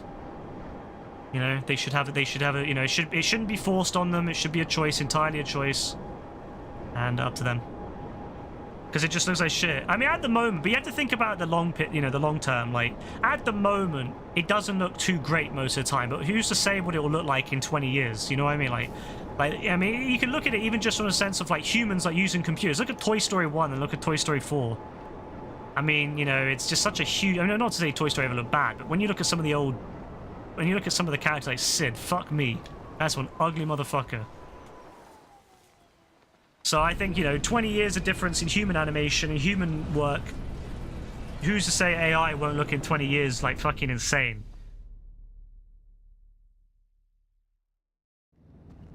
Yeah, Tarkin. To be fair though, Tarkin was an AI from what I understand. Tarkin was I think that was all done by like a face standing and then humans modifying it. But I get what you mean. Like, AI does have a bit of an uncanny valley issue at the moment. But I mean, who's to say in like 20, 30 years that will still be the case? I mean, you know, at the moment, you can. It's usually things like the eyes. The eyes kind of make an effect. You know, the way that their movements sometimes are a bit off. But that can be improved. And then also you can have humans go in and then clean stuff up. You know, you can have humans go in and fix things that are not perfect. So there'll still be jobs for humans, but it'll be much like a lot of other things where like humans went from being the ones who did the job to being the monitors. Like look at people who do you know, who work in shops. You know, they used to be the ones, you know, back in the day they would be the ones who did all the, you know, the checking out, right? You did the checking out yourself and it was all done manually. And then it became, you know, machines, and then you know, they worked on machines, and then eventually now they're the overseers of the machines and they go in and fix things when the machines fuck up. And I imagine much will be the same case with a lot of things like this, where humans, there will be a loss of human jobs, of course. But I can see there still being jobs for humans, just in the sense of cleaning up and overseeing. You can't have an AI completely on its own. You would need a human to fix things up. But I think that people just never realized that it would come for creative stuff. You know, people were okay with it when it was technical stuff or mind-numbingly boring stuff. You know, people were okay with people losing, like the amount of people that I know who were fine with people losing their jobs until it affected them, and then they're upset. But like for people in tech, even tech jobs have changed so much and people have lost jobs over years. People in other roles have lost jobs. Loads of jobs that used to exist are now gone. I think that a lot of people in the creative industry probably thought that'll never happen to us, because, you know, how can a machine create art? Well, it may not be able to create its own original art yet, but it can imitate pretty fucking well. And in the future, who knows? I mean, if we can ever design an AI that actually is self-aware, that would be insane. If we can ever design, I hope so, an AI that is sentient and can... That'd be awesome. That's like my dream, is to see an AI that's actually aware, like is thinking. Not just, you know, following... I mean, to be fair, though, you can say the same about human brains. I mean, human brains and the human consciousness is just following previous, you know, synapses that have formed from previous memories, and we're just acting based upon our memories. You know, the way we speak is based upon what we've learned, what we've picked up, and then our memories are all based upon, you know, how we act is based upon previous memories and previous experiences. So, I mean, at some point, you could say the same thing about AI at the moment, like... It's just doing that on a smaller scale.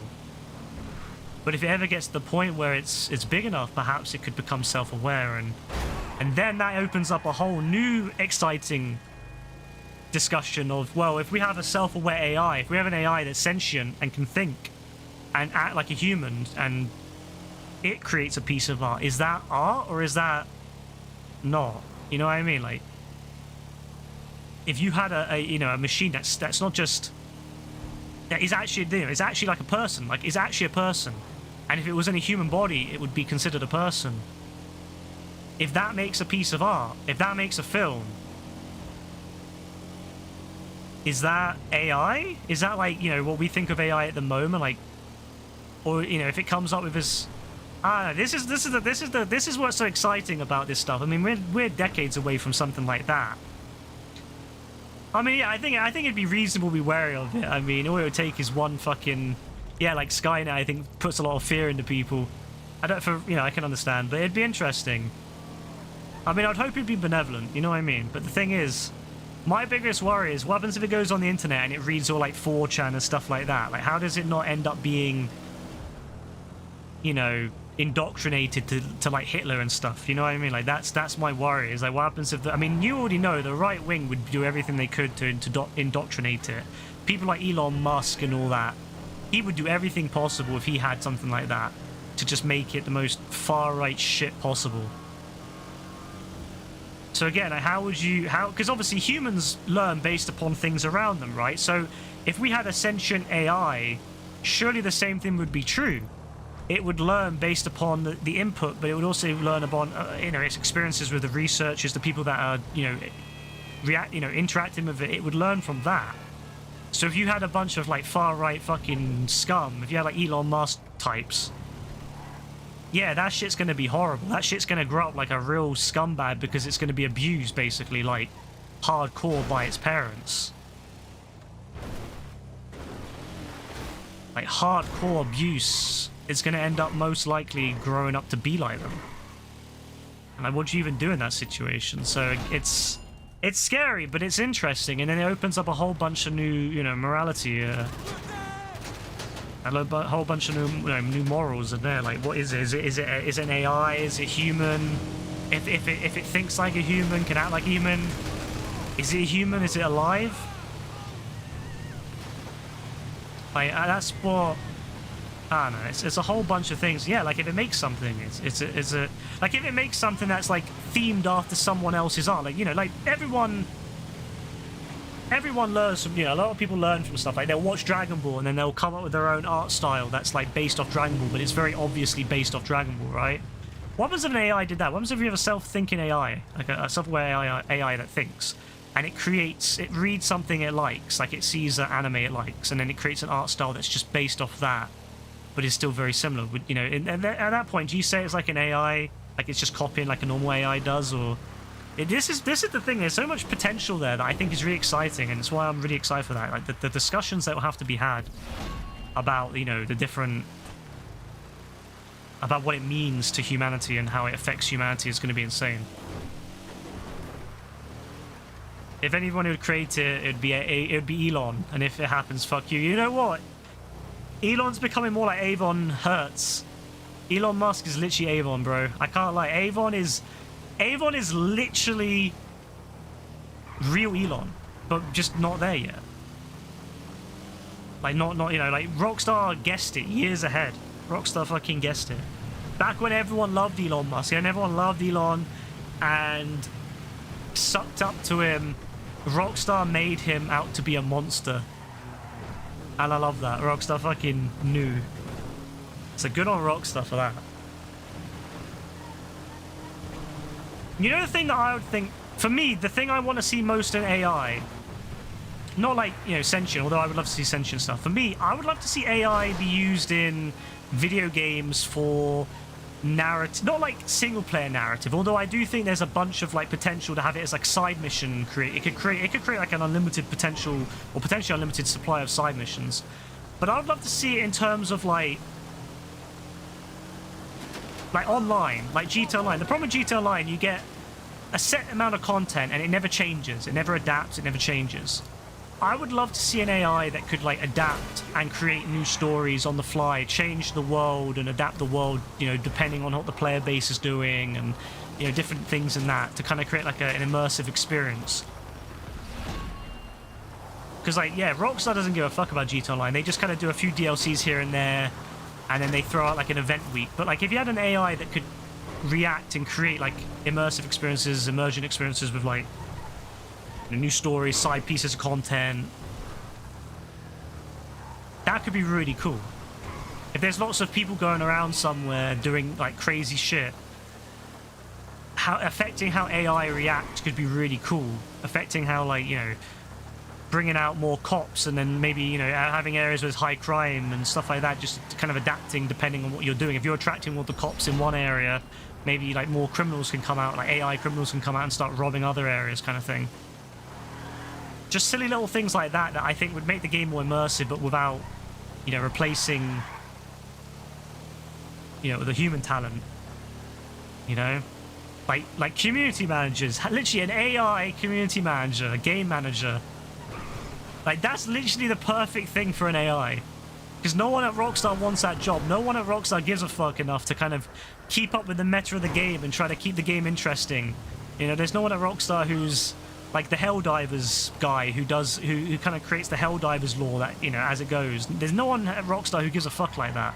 So having an AI at Rockstar that could just do that and create lore for the game as time goes on, that could be fucking awesome. That's where I want to see AI in games, not so much the other stuff. I don't want to see AI like making entire games. Just having an AI that's on top of the humans for,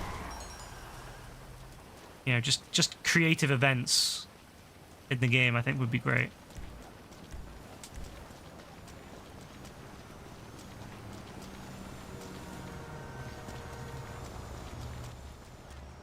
But yeah, well, we'll see. Knowing companies, they'll do it in the most shitty way. They won't do it for things that actually benefit and make things more interesting for people. I always thought it was really cool when they did that. Someone made an AI mod for GTA 5 where you could speak to the pedestrians and they would respond to you using ChatGPT. I thought that was fucking awesome, personally. Like, that would be so cool. And it would actually be a really good way to have us speak through our characters. Like, at the moment when we speak, like, that's why Rockstar made our characters mute, because they kind of intend for people to speak through their characters. But AI doesn't respond to that. So being able to have AI that responds to our characters, like if we're in the game and we're like, you know, we're saying to the guy, you know, we're robbing the store, right, and we're saying, fuck you, hurry up, put the stuff in our bag. You can do that and it speeds up the robbery, right? But it doesn't actually mean anything to the game. It's just like, you know, you're just making noise. You could just play a drum set next to the controller and it would count. But having an AI, having it be able to respond to you, be able to speak and, you know, if you're in a game and you're saying fuck you to all the people, having them be able to respond to you, and especially in a GTA-esque way, would be really, really cool. Like, that'd be intense. Like, just, yeah, like that'd be great. You know, you're in a shootout or you're robbing someone. You're like, you know, shut the fuck up, stay on the ground, and you know they're like, sorry, you know, I'm so sorry. Please don't shoot me, kind of thing. That could be fucking nuts. You know, you say, okay, you know, person in a green sweatshirt, get up, put your hands up, and walk with me. And they do that shit. That would be fucking intense. That would be nuts. Like, that would be so cool. And telling the police what, you know, your demands, saying to the police, stand down or we'll shoot this person, we'll shoot people, or we've shot this person, if you do it anymore, we'll shoot this other person. Having the game respond to that, and adapting the game to match that, that shit could be fucking nuts.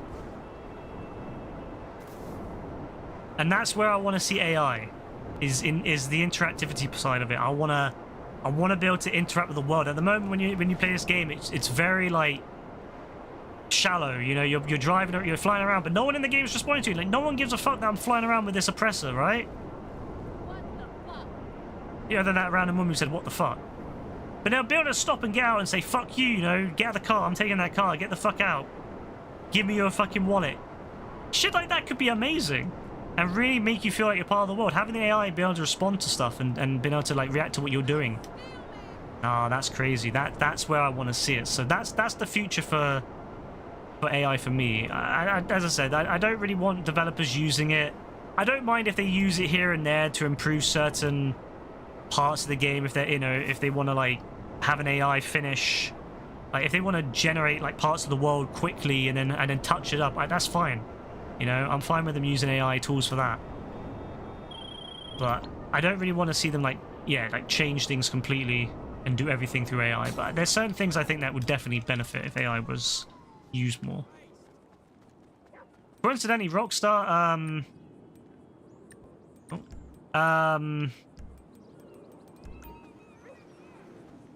Take-Two took down a mod. There was a mod for GTA 5 which let you use like voice chat, like ChatGPT, and speak to the people, and it was fucking awesome. And Rockstar or Take-Two or whatever shut it down. They took it down because some people speculate they might be having something like that in GTA 6.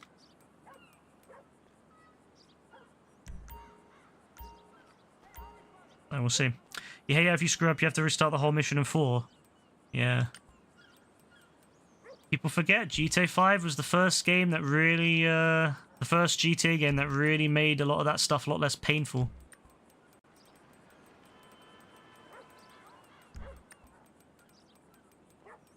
That's why, like, a chaos mod on GTA 4 would be hell, because you'd have to restart the mission all the time.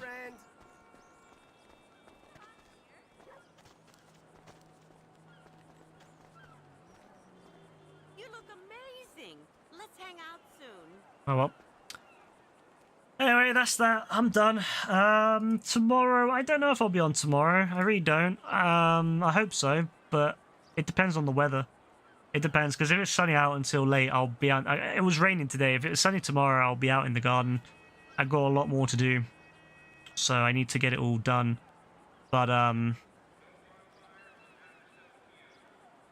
yeah, we'll see what happens. If I am on, though, it might be GTA, it might be Fortnite. Who knows at this point? I really don't know. It really just depends on what I'm feeling and who's on. If there's a lot of people on, and they're willing and they're all up for playing GTA, we could definitely do some GTA stuff. Like, I'd love to do some more of those modes from earlier with a full squad, or at least, well, not a full squad, but like, you know, a lot more people. But yeah, we'll see. But anyway, thanks again, everyone. Take care, Bob. Let's have a lovely night. Enjoy your weekend if I don't see you before then, and yeah, all that good stuff. Bye.